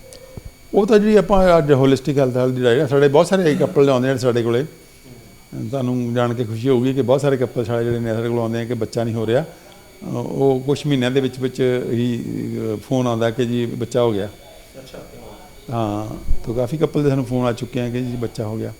ਤਾਂ ਉਹ ਕਿੱਦਾਂ ਹੁੰਦਾ? ਅੱਛਾ, ਜਿਹੜੇ ਮੈਂਸਟਰੂਅਲ ਰੈਗੂਲੇਸ਼ਨ ਨੇ ਲੇਡੀਜ਼ ਦੇ ਅੰਦਰ ਬਹੁਤ ਹੀ ਕਮਾਲ ਦਾ ਰਿਜ਼ਲਟਸ ਆਉਂਦੇ ਆ। ਜਿਹੜੇ ਮੈਂਸਟਰੂਅਲ ਰੈਗੂਲਰਿਟੀਜ਼ ਨੇ, ਕਿਸੇ ਨੂੰ ਮਹੀਨਾ ਆ ਨਹੀਂ ਰਿਹਾ, ਘੱਟ ਆ ਰਿਹਾ, ਵੱਧ ਆ ਰਿਹਾ, ਉਹ ਠੀਕ ਹੋ ਜਾਂਦੀਆਂ ਨੇ। ਤਾਂ ਉਹ ਅਸੀਂ ਉਹੀ ਕਰਦੇ ਹਾਂ ਜਿਹੜਾ ਆਪਾਂ ਹੋਲਿਸਟਿਕ ਹੈਲਥ ਕੇਅਰ ਦਾ ਪ੍ਰੋਟੋਕੋਲ ਹੈਗਾ ਕਿ ਅੱਛੀ ਡਾਈਟ, ਉਹਦੇ ਨਾਲ ਦਵਾ ਪੌਦੇ, 2 ਜੋੜੀ ਜਿਹੜੀ ਹੈ ਆਪਾਂ ਗੱਲ ਕਰਦੇ ਹੁੰਦੇ ਹਾਂ ਕਿ ਅੱਛੇ ਪਲਾਂਟ ਬੇਸਡ ਹੋਲ ਫੂਡ, ਕਿ ਭੋਜਨ ਪੌਦੇ ਅਤੇ ਦਵਾ ਪੌਦੇ ਦੀ ਜੋੜੀ ਬੜੀ ਵੰਡਰਫੁੱਲ ਹੈ। ਇਹਨਾਂ ਨੂੰ ਸਾਨੂੰ ਸਿਆਣਪ ਨਾਲ ਇਹਨਾਂ ਨੂੰ ਕਿਵੇਂ ਕੰਬਾਈਨ ਕਰਨਾ ਹੈ, ਕਿਹੜੇ ਭੋਜਨ ਪੌਦੇ ਵਧੀਆ ਹੁੰਦੇ ਆ, ਕਿਹੜੇ ਦਵਾ ਪੌਦੇ ਵਧੀਆ ਹੁੰਦੇ ਆ, ਇਹ ਗਿਆਨ ਵਧਾਉਣਾ ਅਤੇ ਉਹਨੂੰ ਆਪਣੀ ਲਾਈਫ 'ਚ ਲਾਗੂ ਕਰਨਾ, ਖੇਤੀ 'ਚ ਲੈ ਕੇ ਆਉਣਾ। ਅਤੇ ਦੂਜੀ ਗੱਲ ਹੈਗੀ ਹੈ ਆਪਣਾ ਸਰੀਰ ਤਕੜਾ ਰੱਖਣਾ, ਆਪਣੇ ਪੱਠੇ ਹੱਡੀਆਂ ਅਤੇ ਜੋੜ ਜਿਹੜੇ ਨੇ ਉਹ ਮਜ਼ਬੂਤ ਰੱਖਣੇ, ਉਹਦੇ ਲਈ ਸਖਤ ਮੁਸ਼ੱਕਤ ਵਾਲਾ ਕੰਮ ਕਰਨਾ ਜਾਂ ਵਰਜਿਸ਼ ਕਰਨੀ, ਉਹ ਬਹੁਤ ਜ਼ਰੂਰੀ ਹੈ। ਫਿਰ ਤਾਂ ਚੌਥੀ ਗੱਲ ਹੈਗੀ ਹੈ ਕਿ ਆਪਾਂ ਜਿਹੜਾ ਮਾਈਂਡ ਆਪਣਾ ਉਹ ਸਟ੍ਰੈਸ ਫਰੀ ਰੱਖਣਾ, ਕਿ ਤਣਾਅ ਸਾਡੇ ਉੱਪਰ ਭਾਰੂ ਨਾ ਹੋਵੇ, ਸਾਡੇ ਉੱਪਰ ਤਣਾਅ ਇੰਨਾ ਜ਼ਿਆਦਾ ਭਾਰੂ ਨਾ ਹੋ ਜਾਵੇ ਕਿ ਅਸੀਂ ਦਬ ਜੀਏ ਉਹਦੇ ਥੱਲੇ। ਤਾਂ ਉਹ ਜਿਹੜਾ ਤਣਾਅ ਹੈ ਉਹਨੂੰ ਭਾਰੂ ਰੱਖਣਾ, ਉਹਦਾ ਵੀ ਅਸੀਂ ਹੁਣ ਹੌਲੀ ਬਹੁਤ ਸੌਖਾ ਤਰੀਕਾ ਡੀਪ ਬਰੀਥਿੰਗ ਕਹਿੰਦੇ ਹਾਂ ਅਸੀਂ ਡੀਪ ਬੈਲੀ ਬਰੀਥਿੰਗ ਕਹਿੰਦੇ ਹਾਂ। ਡੀਪ ਬੈਲੀ ਬਰੀਥਿੰਗ 'ਚ ਜਾ ਕੇ ਅਸੀਂ 8 ਸਟੇਜਸ ਨੇ ਸਾਡੀਆਂ ਡੀਪ ਬੈਲੀ ਬਰੀਥਿੰਗ ਦੀਆਂ। 4 ਸਟੇਜਾਂ ਜਿਹੜੀਆਂ ਸਾਹ ਉੱਪਰ ਕੇਂਦਰਿਤ ਨੇ, ਧਿਆਨ ਸਾਹਾਂ 'ਤੇ ਰੱਖ ਕੇ ਕਰਨਾ ਹੁੰਦਾ, ਅਤੇ ਜਿਹੜੀਆਂ 4 ਸਟੇਜਾਂ ਨੇ ਧਿਆਨ ਵਿਚਾਰਾਂ 'ਤੇ ਰੱਖ ਕੇ ਕਰਨਾ ਹੁੰਦਾ। ਤਾਂ ਉਹ 8 ਸਟੇਜਸ ਦੇ ਵਿੱਚ ਅਸੀਂ ਸਿਖਾਉਂਦੇ ਹਾਂ ਕਿ ਉਹਨੂੰ ਅਸੀਂ ਨਾਂ ਉਹੀ ਦਿੱਤਾ ਡੀਪ ਬੈਲੀ ਬਰੀਥਿੰਗ। ਤਾਂ ਡੀਪ ਬੈਲੀ ਬਰੀਥਿੰਗ ਜਿਹੜਾ ਹੈ ਸੌਰਟ ਆਫ ਮੈਡੀਟੇਸ਼ਨ, ਤਾਂ ਉਹ ਅਸੀਂ ਸਿਖਾਉਂਦੇ ਹਾਂ। ਤਾਂ ਅੱਛੇ ਰਿਜ਼ਲਟਸ ਨੇ, ਉਹਦੇ ਵੀ ਬਹੁਤ ਅੱਛੇ ਰਿਜ਼ਲਟਸ ਆ ਰਹੇ ਆ। ਅਸੀਂ ਵੀ ਸਿੱਖ ਰਹੇ ਹਾਂ ਕਿ ਇਹਨੂੰ ਹੋਰ ਸੌਖਾ ਕਿਵੇਂ ਕਰੀਏ, ਤਾਂ ਮੇਰੀ ਕੋਸ਼ਿਸ਼ ਹੈ ਕਿ ਇੰਨਾ ਸੌਖਾ ਹੋ ਜਾਵੇ ਕਿ ਕਿਸੇ ਵੀ ਬੰਦੇ ਨੂੰ ਅਸੀਂ ਦੱਸੀਏ ਤਾਂ ਉਹ ਲਾਗੂ ਕਰ ਸਕੇ। ਅਤੇ ਜਿਹੜਾ ਪੰਜਵਾਂ ਹੈ ਕਿ ਜਿਹੜੇ ਜਦੋਂ ਤੁਸੀਂ ਕਿਸੇ ਸਿਸਟਮ ਦੀ ਹੈਲਪ ਲੈਣੀ ਹੈ ਡਾਕਟਰੀ ਦੀ, ਤਾਂ ਉਹ ਸੋਚ ਸਮਝ ਕੇ ਲਓ, ਅਤੇ ਉਹਦੇ 'ਚ ਜਿਹੜੇ ਉਹ ਤਰੀਕੇ ਪਹਿਲਾਂ ਲਓ ਜਿਹੜੇ ਕੁਦਰਤੀ ਨੇ। ਉਹਦੇ 'ਚ ਨੈਚੁਰੋਪੈਥੀ ਹੈ, ਯੋਗਾ ਹੈ, ਹੋਮੋਪੈਥੀ ਹੈ, ਜਾਂ ਹਰਬਲ ਦਵਾਈਆਂ ਨੇ, ਜਾਂ ਹਰਬਲ ਹੋਮ ਰੈਮਡੀਜ਼ ਨੇ, ਉਹ ਲਓ। ਅਤੇ ਜੇ ਅਖੀਰ 'ਚ ਐਲੋਪੈਥੀ ਦੀ ਲੋੜ ਪੈਂਦੀ ਵੀ ਹੈ ਤਾਂ ਬਹੁਤ ਸ਼ਾਰਟ ਟਰਮ ਲਈ ਲਓ, ਕਿਉਂਕਿ ਐਲੋਪੈਥਿਕ ਦਵਾਈਆਂ ਜਿਹੜੀਆਂ ਨੇ ਕੈਮੀਕਲ ਵੇਸਟ ਹੁੰਦੀਆਂ ਨੇ ਅਤੇ ਇਹ ਲੰਬਾ ਸਮਾਂ ਨਹੀਂ ਖਾਣੀਆਂ ਹੁੰਦੀਆਂ, ਸਿਰਫ ਐਮਰਜੈਂਸੀ ਵਾਸਤੇ ਓਕੇ ਨੇ। ਜਦੋਂ ਤੁਸੀਂ ਕੋਈ ਖਾਸ ਕਿਸਮ ਦੇ ਹਾਲਾਤ 'ਚ ਫਸ ਗਏ, ਤੁਹਾਡੀ ਦਰਦ ਪੀੜਾ ਜਿਹੜੀ ਹੈ ਬਰਦਾਸ਼ਤ ਤੋਂ ਬਾਹਰ ਹੋ ਰਹੀ ਹੈ, ਕੋਈ ਹੋਰ ਚੀਜ਼ ਇਹੋ ਜਿਹਾ ਹੋ ਗਿਆ, ਸੱਟ ਫੇਟ ਲੱਗ ਗਈ ਕੋਈ, ਉਦੋਂ ਬਾਅਦ ਜਲਦੀ ਫਿਰ ਵਾਪਸ ਆਪਾਂ ਨੂੰ ਜਿਹੜੇ ਨੋਨ ਕੈਮੀਕਲ ਵੇਜ਼ ਨੇ ਉੱਤੇ ਵਾਪਸ ਆ ਜਾਣਾ ਚਾਹੀਦਾ। ਸੋ ਇਹ ਸਾਰੀ ਚੀਜ਼ਾਂ ਆਪਾਂ ਅਗਰ ਲਾ ਕੇ ਕਰਾਂਗੇ ਤਾਂ ਬਹੁਤ ਕਮਾਲ ਦੇ ਸਿੱਟੇ ਆਉਂਦੇ ਹੈ। ਔਰ ਜਿਹੜੇ ਵੱਡੇ ਇਸ਼ੂ ਨੇ, ਜਦੋਂ ਅਜੇ ਉਹ ਨਹੀਂ ਵੀ ਬਦਲੇ ਤਾਂ ਵੀ ਕਾਫੀ ਅੱਛੇ ਰਿਜ਼ਲਟਸ ਆ ਰਹੇ ਹੈ। ਬਿਮਾਰੀਆਂ ਦੇ ਮਾਮਲੇ 'ਚ ਵੀ, ਸਰੀਰਕ ਬਿਮਾਰੀਆਂ ਦੇ ਮਾਮਲੇ 'ਚ ਵੀ, ਮਾਨਸਿਕ ਬਿਮਾਰੀਆਂ ਦੇ ਮਾਮਲੇ 'ਚ ਵੀ, ਔਰ ਜਿਹੜੇ ਪ੍ਰਜਨਨ ਅੰਗਾਂ ਦੀਆਂ ਬਿਮਾਰੀਆਂ ਨੇ ਇਹਦੇ ਮਾਮਲੇ 'ਚ ਵੀ ਬਹੁਤ ਸੋਹਣੇ ਰਿਜ਼ਲਟ ਨੇ ਹੋਲਿਸਟਿਕ ਹੈਲਥ ਕੇਅਰ ਦੇ। ਅਤੇ ਉਹਦੀ ਅਸੀਂ ਜਿਹੜੀ ਸਰਵਿਸਿਸ ਦਿੰਦੇ ਹਾਂ ਇੱਥੇ ਕਲੀਨਿਕ ਦੇ ਤੌਰ 'ਤੇ ਵੀ ਦਿੰਦੇ ਹਾਂ ਅਤੇ ਔਨਲਾਈਨ ਵੀ ਦਿੰਦੇ ਹਾਂ। ਸੋ ਮੈਂ ਸਮਝਦਾ ਕਿ ਇਹ ਆਪਾਂ ਸਾਰਿਆਂ ਨੂੰ ਇਹ ਸਾਰਾ ਕੁਝ ਜਿਹੜਾ ਉਹਨੂੰ ਘਰ ਘਰ ਤੱਕ ਆਪਾਂ ਸੁਨੇਹੇ ਪਹੁੰਚਾਈਏ, ਕਿਉਂਕਿ ਆਉਣ ਵਾਲਾ ਸਮਾਂ ਜਿਹੜਾ ਹੈ ਇੱਕ ਮਨੁੱਖਤਾ ਲਈ ਬਹੁਤ ਸੁਖਦ ਹੋਵੇ। ਅਸੀਂ ਦੁਆ ਕਰਦੇ ਹਾਂ ਪਰਮਾਤਮਾ ਅੱਗੇ ਕਿ ਜਿਹੜੇ ਲੋਕ ਸਰਕਾਰਾਂ ਨੇ ਜਾਂ ਜਿਹੜੇ ਉਹ ਲੋਕ ਨੇ ਜਿਹੜੇ ਲਾਲਚ ਬਸ ਇਹ ਸਾਰਾ ਕੁਝ ਠੋਸ ਰਹੇ ਆ ਮਨੁੱਖਤਾ ਦੇ ਉੱਪਰ, ਉਹਨਾਂ ਨੂੰ ਸੁਬੁੱਧੀ ਬਖਸ਼ੇ ਪਰਮਾਤਮਾ ਕਿ ਉਹ ਇਹਨਾਂ ਚੀਜ਼ਾਂ ਤੋਂ ਬਾਜ਼ ਆਉਣ ਅਤੇ ਜਿਹੜੀ ਮਨੁੱਖਤਾ ਨੂੰ ਆਪਣੀ ਜਿਹੜੀ ਕੁਦਰਤੀ ਵਰਤਾਰੇ ਵੱਲ ਮੁੜਨ ਦੇਣ, ਤਾਂ ਕਿ ਮਨੁੱਖਤਾ ਹੱਸਦੀ ਖੇਡਦੀ ਅਤੇ ਆਨੰਦ 'ਚ ਰਹਿੰਦੀ ਹੋਈ ਜਿਹੜੀ ਹੈ ਉਹ ਮਨੁੱਖਤਾ ਦੀ ਲਗਾਤਾਰਤਾ ਬਣੀ ਰਹੇ, ਅਤੇ ਆਉਣ ਵਾਲੀਆਂ ਪੀੜ੍ਹੀਆਂ ਜਿਹੜੀਆਂ ਨੇ ਉਹ ਸਾਨੂੰ ਕਿਲਕਾਰੀਆਂ ਮਾਰਦੀਆਂ, ਹੱਸਦੀਆਂ ਖੇਡਦੀਆਂ, ਨੱਚਦੀਆਂ ਮਿਲਣ। ਡਾਕਟਰ ਸਾਹਿਬ, ਜੇ ਲੋੜ ਪੈਂਦੀ ਹੈ, ਜਿਵੇਂ ਤੁਸੀਂ ਗੱਲ ਕੀਤੀ ਵੀ ਜੇ ਕਿਸੇ ਪੈਥੀ ਦੀ ਵੀ ਲੋੜ ਪੈਂਦੀ ਹੈ ਤਾਂ ਉਹਦੇ 'ਚ ਆਪਾਂ ਹੋਲਿਸਟਿਕ ਹੈਲਥ ਦੀ ਦਵਾ ਪੌਦਿਆਂ ਦੇ ਜਿਹੜੇ ਆਪਣੇ ਸਾਡੇ ਬਹੁਤ ਨੇੜੇ ਹੈਗੇ ਨੇ, ਅਤੇ ਜਾਂ ਫਿਰ ਕੋਈ ਜਿਹੜੀ ਆਪਾਂ ਖਾਣਿਆਂ ਦੇ ਵਿੱਚੋਂ ਜਿਹੜੀ ਹੋਣੀ ਉਹ ਚੀਜ਼ ਦੀ, ਉਹਦੇ ਵਿੱਚ ਜੇ ਆਪਾਂ ਦਵਾ ਪੌਦਿਆਂ ਦੀ ਗੱਲ ਕੀਤੀ ਤਾਂ ਮੈਂ ਸਮਝਦਾ ਕਿ ਜਿਹੜਾ ਪਾਵਰ ਬੂਸਟਰ ਹੈ ਇੱਕ ਬੜਾ ਜ਼ਬਰਦਸਤ ਜਿਹੜੀ ਔਸ਼ਧੀ ਹੈਗੀ ਹੈ। ਅਤੇ ਇੱਕ ਅਸ਼ਵਗੰਧਾ ਪਲੱਸ ਜਿਹੜਾ ਇਸ ਤੋਂ ਇਲਾਵਾ ਸ਼ਿਲਾਜੀਤ ਅਤੇ ਕੇਸਰ, ਇਹ ਸਾਰੇ ਇਹਨਾਂ ਵਾਸਤੇ ਇੱਕ ਬੜਾ ਜ਼ਬਰਦਸਤ ਹੈਗਾ। ਨਹੀਂ, ਬਹੁਤ ਸਾਰੀਆਂ ਜੜੀ ਬੂਟੀਆਂ ਜਿਹੜੀਆਂ ਨੇ, ਜੜੀ ਬੂਟੀਆਂ ਐਕਚੁਅਲੀ ਜਿਹੜੀਆਂ ਹੁੰਦੀਆਂ ਨਾ ਇਹ ਮਲਟੀਪਲ ਇਹਨਾਂ ਦੇ ਅੰਦਰ ਗੁਣ ਹੁੰਦੇ ਆ, ਅਤੇ ਇਹ ਗੁਣ ਜਿਹੜੇ ਨੇ ਇਹ ਬਹੁਤ ਸਾਰੀਆਂ ਜੜੀ ਬੂਟੀਆਂ 'ਚ ਹੈਗੀਆਂ। ਤੁਸੀਂ ਸ਼ਿਲਾਜੀਤ ਦੀ ਗੱਲ ਕੀਤੀ ਹੈ, ਕੇਸਰ ਦੀ ਗੱਲ ਕੀਤੀ ਹੈ, ਅਸ਼ਵਗੰਧਾ ਦੀ ਗੱਲ ਕੀਤੀ ਹੈ। ਇਹਨਾਂ ਤੋਂ ਇਲਾਵਾ ਵੀ ਜਿਹੜੀਆਂ ਬਹੁਤ ਸਾਰੀਆਂ ਜੜੀ ਬੂਟੀਆਂ ਨੇ ਉਹ ਹੈਗੀਆਂ ਨੇ, ਉਹਦੀ ਲਿਸਟ ਪਾਪੂਲਰ ਨੇ ਤਾਂ ਸਫੈਦ ਮੂਸਲੀ ਅਤੇ ਹੋਰ ਬੜੀਆਂ ਚੀਜ਼ਾਂ। ਹਾਂ, ਬਿਲਕੁਲ। ਤਾਂ ਇਹ ਜਿਹੜੀ ਚੀਜ਼ਾਂ ਨੇ ਇਹਦੀ ਵਰਤੋਂ ਵੀ ਕਰਨੀ ਚਾਹੀਦੀ ਹੈ, ਲੇਕਿਨ ਇਹਨਾਂ ਦੀ ਵਰਤੋਂ ਜਿਹੜੀ ਹੈ ਉਹ ਫਿਰ ਕਿਸੇ ਆਯੁਰਵੈਦਿਕ ਦੇ ਜਿਹੜਾ ਕੋਈ ਐਕਸਪਰਟ ਹੋਵੇ ਜਾਂ ਕੋਈ ਡਾਕਟਰ ਹੋਵੇ, ਜਾਂ ਤੁਸੀਂ ਸਾਡੇ ਨਾਲ ਤਾਲਮੇਲ ਕਰ ਸਕਦੇ ਹੋ। ਅਸੀਂ ਤੁਹਾਨੂੰ ਦੱਸ ਸਕਦੇ ਹਾਂ ਕਿ ਕਿਸ ਜੜੀ ਬੂਟੀ ਨੂੰ ਕਿਸ ਸ਼ਕਲ 'ਚ ਲੈਣਾ, ਕਿਉਂਕਿ ਜੜੀ ਬੂਟੀਆਂ ਜਿਹੜੀਆਂ ਨੇ ਫਿਰ ਇਹਨਾਂ ਨੂੰ ਅੱਡ ਸ਼ਕਲਾਂ 'ਚ ਲੈਣ ਦੇ ਤਰੀਕੇ ਹੁੰਦੇ ਇਹਨਾਂ ਨੂੰ।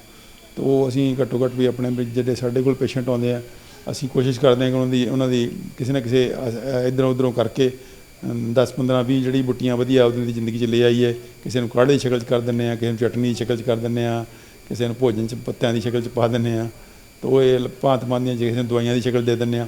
ਸੋ ਸਾਡੀ ਕੋਸ਼ਿਸ਼ ਹੁੰਦੀ ਹੈ ਕਿ ਜਿੰਨੀਆਂ ਵੀ 10, 15 ਜਿਹੜੀ ਬੂਟੀਆਂ ਨੇ ਜਿਹੜੀਆਂ ਇਹਨੂੰ ਲਾਭ ਦੇ ਸਕਦੀਆਂ ਨੇ, ਕਿਸੇ ਨਾ ਕਿਸੇ ਪਾਸਿਓਂ ਉਹਦੇ ਖਾਣੇ 'ਚ ਖਾਣ ਪੀਣ 'ਚ ਆ ਜਾਣ, ਤਾਂ ਕਿ ਉਹਦਾ ਲਾਭ ਤੋਂ ਵਾਂਝਾ ਨਾ ਰਹੇ।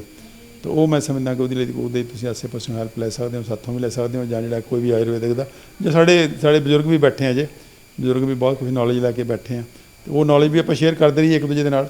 ਤਾਂ ਅਸੀਂ ਗਰੁੱਪਾਂ 'ਚ ਵੱਧ ਤੋਂ ਵੱਧ ਸ਼ੇਅਰ ਕਰਦੇ ਹਾਂ, ਆਪਣੇ ਗਰੁੱਪਾਂ 'ਚ ਵੀ ਕਰਦੇ ਹਾਂ, ਆਪਾਂ ਵੀਡੀਓ ਬਣਾਉਂਦੇ ਹਾਂ ਉਹਦੇ 'ਚ ਵੀ ਕਰਦੇ ਹਾਂ। ਤਾਂ ਇਹ ਜਿਹੜਾ ਮੇਰੇ ਖਿਆਲ 'ਚ ਇਹ ਕੋਸ਼ਿਸ਼ ਹੈ ਇਹ ਜਾਰੀ ਰਹਿਣੀ ਚਾਹੀਦੀ ਹੈ, ਔਰ ਇਸ ਕੋਸ਼ਿਸ਼ ਨੂੰ ਹੋਰ ਗਹਿਰਾਈ 'ਚ ਲੈ ਕੇ ਜਾਣ ਦੀ ਕੋਈ ਲੋੜ ਹੈ। ਬਹੁਤ ਧੰਨਵਾਦ। ਧੰਨਵਾਦ ਜੀ। ਸੋ ਪਾਪੂਲੇਸ਼ਨ ਦਾ ਇੱਕ ਹਊਆ ਕ੍ਰੀਏਟ ਕੀਤਾ ਗਿਆ ਸੀ ਕਿ ਪਾਪੂਲੇਸ਼ਨ ਬੰਬ ਗਿਰਨ ਵਾਲਾ, ਪਰ ਇਹ ਪਾਪੂਲੇਸ਼ਨ ਜਿਹੜੀ ਆ ਉਹ ਘਟ ਰਹੀ ਹੈ। ਇੱਕ ਆਪਣੇ ਆਪ ਦੇ ਵਿੱਚ ਜਿਹੜਾ ਇੱਕ ਬੜੀ ਚਿੰਤਾ ਦਾ ਵਿਸ਼ਾ ਹੈਗਾ। ਵਰਲਡ ਲੈਵਲ ਦੇ ਉੱਤੇ ਮੈਂ ਤੁਹਾਨੂੰ ਦੱਸਿਆ ਹੀ ਹੈ ਵੀ ਜਿਹੜਾ ਕੈਨੇਡਾ ਦੇ ਵਿੱਚ ਜੋ ਕੁਛ ਹੋਇਆ, ਜਾਪਾਨ ਦੇ ਵਿੱਚ ਜੋ ਕੁਛ ਹੋ ਰਿਹਾ, ਜਿਸ ਤਰ੍ਹਾਂ ਚਾਈਨਾ ਦੇ ਵਿੱਚ ਜੋ ਕੁਛ ਹੋ ਰਿਹਾ, ਇੰਡੀਆ ਦੇ ਵਿੱਚ ਈਵਨ ਜਿਹੜੀਆਂ ਬਹੁਤ ਸਾਰੀਆਂ ਸਟੇਟਾਂ ਦੇ ਵਿੱਚ ਜਿਹੜੀ ਆ 1 ਕੁਛ ਹੈ, ਪੰਜਾਬ ਦੀ ਜਿਹੜੀ ਜਿਸ ਤਰ੍ਹਾਂ ਰੇਸ਼ੋ ਦੱਸੀ ਹੈ ਡਾਕਟਰ ਅਮਰ ਸਿੰਘ ਆਜ਼ਾਦ ਨੇ 1.7 ਹੈ। ਅਤੇ ਇਸੇ ਤਰ੍ਹਾਂ ਬਿਹਾਰ, ਯੂਪੀ, ਜਿੱਥੇ ਬਹੁਤ ਜ਼ਿਆਦਾ ਬੱਚੇ ਕਹੇ ਜਾਂਦੇ ਸੀ ਵੀ ਇੱਥੇ ਹੈਗੇ ਨੇ, ਉਹਨਾਂ ਦੇ ਵਿੱਚ ਵੀ ਜਿਹੜਾ ਉਹ ਰੇਸ਼ੋ ਘਟ ਰਹੀ ਹੈ। ਤੇ ਇੱਕ ਚਿੰਤਾ ਦਾ ਵਿਸ਼ਾ ਦੇ ਨਾਲ ਇਹ ਵਿਸ਼ਾ ਵੀ ਦਿਮਾਗ 'ਚ ਰੱਖਣਾ ਪਏਗਾ ਵੀ ਇਹ ਹੋ ਕਿਉਂ ਰਿਹਾ, ਤੇ ਜਿਹੜਾ ਹੋਣ ਦੇ ਕਾਰਨ ਹੈਗੇ ਨੇ ਉਹਦੇ ਵਿੱਚ ਕਿਤੇ ਨਾ ਕਿਤੇ ਜਿਹੜੇ ਹਾਰਮੋਨਲ ਡਿਸਟਰਪਟਰ ਜਿਹੜੇ ਨੇ, ਕੈਮੀਕਲ ਜਿਹੜੇ ਨੇ ਉਹ ਸਾਡੇ ਵਰਤਾਰਾ ਵਧਿਆ ਹੋਇਆ, ਤੇ ਹਾਰਮੋਨ ਦੇ ਉੱਤੇ ਸਭ ਤੋਂ ਵੱਧ ਜਿਹੜਾ ਟੈਸਟੋਸਟਰੋਨ ਐਂਡ ਜਿਹੜਾ ਐਸਟ੍ਰੋਜਨ ਤੇ ਪ੍ਰੋਸਟੋਜਨ ਜਿਹੜਾ ਹੈਗਾ ਪ੍ਰੋਜੈਸਟਰੋਨ, ਇਹ 3 ਹਾਰਮੋਨ ਜਿਹੜੇ ਨੇ ਸਭ ਤੋਂ ਵੱਧ ਡਿਸਟਰਬਟ ਹੋ ਰਹੇ ਨੇ, ਤੇ ਇਹਦੇ ਕਰਕੇ ਹੀ ਜਿਹੜੀਆਂ ਬਿਮਾਰੀਆਂ ਜਿਹੜੀਆਂ ਨੇ ਉਹ ਕਾਫੀ ਜ਼ਿਆਦਾ ਫੈਲ ਰਹੀਆਂ ਨੇ। ਜੇ ਆਪਾਂ ਐਸਟ੍ਰੋਜਨ ਦੀ ਗੱਲ ਕਰੀਏ ਤਾਂ ਡਾਕਟਰ ਸਾਹਿਬ ਇੱਕ ਲਾਸਟ ਪੁਆਇੰਟ ਜਿਹੜਾ ਮੈਂ ਡਿਸਕਸ ਕਰਨਾ ਜ਼ਰੂਰੀ ਸਮਝਾਂਗਾ ਜੀ, ਐਸਟ੍ਰੋਜਨ ਵੱਧਦਾ ਹੈਗਾ ਤਾਂ ਉਹ ਜ਼ਿਆਦਾ ਵੱਧ ਰਿਹਾ, ਜੇ ਬੰਦਿਆਂ 'ਚ ਵੱਧ ਗਿਆ ਤਾਂ ਉਹਦੇ 'ਚ ਵੀ ਪ੍ਰੋਬਲਮ, ਟੈਸਟੋਸਟੈਰੋਨ ਘਟ ਜਾਏਗਾ, ਤੇ ਜੇ ਲੇਡੀਜ਼ ਵੱਧ ਗਿਆ ਤਾਂ ਉਹ ਯੂਟਰਸ ਦੀਆਂ ਬਿਮਾਰੀਆਂ ਵੀ ਕ੍ਰੀਏਟ ਕਰ ਦਿੰਦੇ। ਹਾਂ ਨਹੀਂ, ਉਹ ਬੈਲੈਂਸ ਹੁੰਦਾ ਨਾ, ਬੈਲੈਂਸ ਰਹਿਣਾ ਬਹੁਤ ਜ਼ਰੂਰੀ ਹੁੰਦਾ। ਹਾਰਮੋਨਸ ਜ਼ਿਆਦਾ ਵੀ ਮਾੜੇ ਨੇ, ਥੋੜ੍ਹੇ ਵੀ ਮਾੜੇ ਨੇ, ਸੋ ਉਹਦਾ ਬੈਲੈਂਸ ਬਣਨਾ ਹੁੰਦਾ। ਤੇ ਇਹ ਜਿਹੜੀ ਹੈ ਜਿਉਂ ਹੀ ਬੈਲੈਂਸ ਇਹਨਾਂ ਦਾ ਵਿਗੜਦਾ ਹੈਗਾ ਤਿਉਂ ਜਿਹੜੇ ਨਾ ਸਿਰਫ ਜਿਹੜੇ ਪ੍ਰਜਨਨ ਅੰਗਾਂ ਦੇ ਉੱਤੇ ਅਸਰ ਪੈਂਦਾ ਤੇ ਬੱਚਿਆਂ ਦੀ ਪੈਦਾ ਕਰਨ ਦੀ ਜਿਹੜੀ ਕਪੈਸਿਟੀ ਹੈ ਉਹ ਘਟਦੀ ਹੈ, ਬਲਕਿ ਹੋਰ ਬਿਮਾਰੀਆਂ ਵੀ ਬਹੁਤ ਸਾਰੀਆਂ ਅੰਦਰ ਇਨਸਾਨ ਨੂੰ ਲੱਗ ਜਾਂਦੀਆਂ ਨੇ, ਤੇ ਉਹ ਬਿਮਾਰੀਆਂ ਅਜਿਹੀਆਂ ਨੇ ਜਿਹਦੇ 'ਚ ਅੰਗ ਤੱਕ ਕੱਢਣੇ ਪੈ ਜਾਂਦੇ ਨੇ, ਤੇ ਯੂਟਰਸ ਰਿਮੂਵ ਕਰਨ ਦਾ ਜਿਹੜੀ ਉਦਾਹਰਨ ਹੈ ਇੱਕ ਵੱਡੀ ਮੰਨੀ ਜਾਂਦੀ ਹੈ। ਤੇ ਇਹ ਜਿਹੜੀ ਜਾਣਕਾਰੀ ਹੈ ਉਹ ਜੇਕਰ ਜਿਹੜੇ ਕਪਲ ਦੇਖ ਰਹੇ ਨੇ ਜਿਨ੍ਹਾਂ ਦੇ ਘਰ ਔਲਾਦ ਨਹੀਂ ਹੈਗੀ, ਇਹ ਜੇਕਰ ਉਹਨਾਂ ਤੱਕ ਪਹੁੰਚਦੀ ਹੈ ਵੱਧ ਤੋਂ ਵੱਧ ਲੋਕਾਂ ਤੱਕ, ਤਾਂ ਉਹ ਮਹਿੰਗੇ ਟੈਸਟਾਂ ਤੋਂ ਮਹਿੰਗੇ ਜਿਹੜੀਆਂ ਤਰੀਕੇ, ਜਿਹੜੇ IVF ਜਿਹੜੇ ਤਰੀਕੇ, ਟੈਸਟ ਟਿਊਬ ਬੇਬੀ ਜਿਹੜੇ ਵਾਲੇ ਪਾਸੇ ਜਾਂਦੇ ਨੇ, ਉਹਨਾਂ ਤੋਂ ਬਚਣਗੇ ਤੇ ਆਪਣੀ ਔਲਾਦ ਦਾ ਸੁੱਖ ਜਿਹੜਾ ਉਹ ਆਪ ਮਾਣਨਗੇ। ਤੇ ਉਮੀਦ ਕਰਦੇ ਹਾਂ ਕਿ ਇਹ ਵੀਡੀਓ ਤੁਹਾਨੂੰ ਪਸੰਦ ਆਈ ਹੋਵੇਗੀ, ਤੇ ਜੇ ਪਸੰਦ ਆਈ ਹੈ ਤਾਂ ਇਸ ਨੂੰ ਜ਼ਿਆਦਾ ਤੋਂ ਜ਼ਿਆਦਾ ਫੈਲਾਓ, ਕਿਉਂਕਿ ਪੰਜਾਬ ਦੀ ਰੇਸ਼ੋ ਜਿਸ ਤਰੀਕੇ ਨਾਲ ਘਟ ਰਹੀ ਹੈ, ਇਸ ਤੋਂ ਪਤਾ ਲੱਗਦਾ ਹੈ ਬੱਚਾ ਪੈਦਾ ਕਰਨ ਦੀ, ਇਸ ਤੋਂ ਪਤਾ ਲੱਗਦਾ ਕਿ ਪੰਜਾਬ ਦੇ ਵਿੱਚ ਜ਼ਿਆਦਾਤਰ ਜਿਹੜੇ ਨੇ ਕਪਲ ਹੈ ਉਹ ਇਸ ਮਾਮਲੇ ਦੇ ਵਿੱਚ ਬੱਚਾ ਨਾ ਹੋਣ ਦੀ ਸਮੱਸਿਆ ਤੋਂ ਪੀੜਿਤ ਨੇ, ਚਾਹੇ ਉਹ ਬੱਚਾ ਹੋ ਕੇ ਉਹਨਾਂ ਦੀ ਡੈਥ ਹੋ ਜਾਂਦੀ ਹੈ, ਜਾਂ ਕਮਜ਼ੋਰ ਹੁੰਦਾ ਹੈ, ਹਸਪਤਾਲਾਂ ਦੇ ਚੱਕਰ ਕੱਟ ਰਹੇ ਨੇ, ਜਾਂ ਫਿਰ ਉਹਨਾਂ ਦੇ ਘਰ ਬੱਚਾ ਪੈਦਾ ਹੀ ਨਹੀਂ ਹੋ ਰਿਹਾ।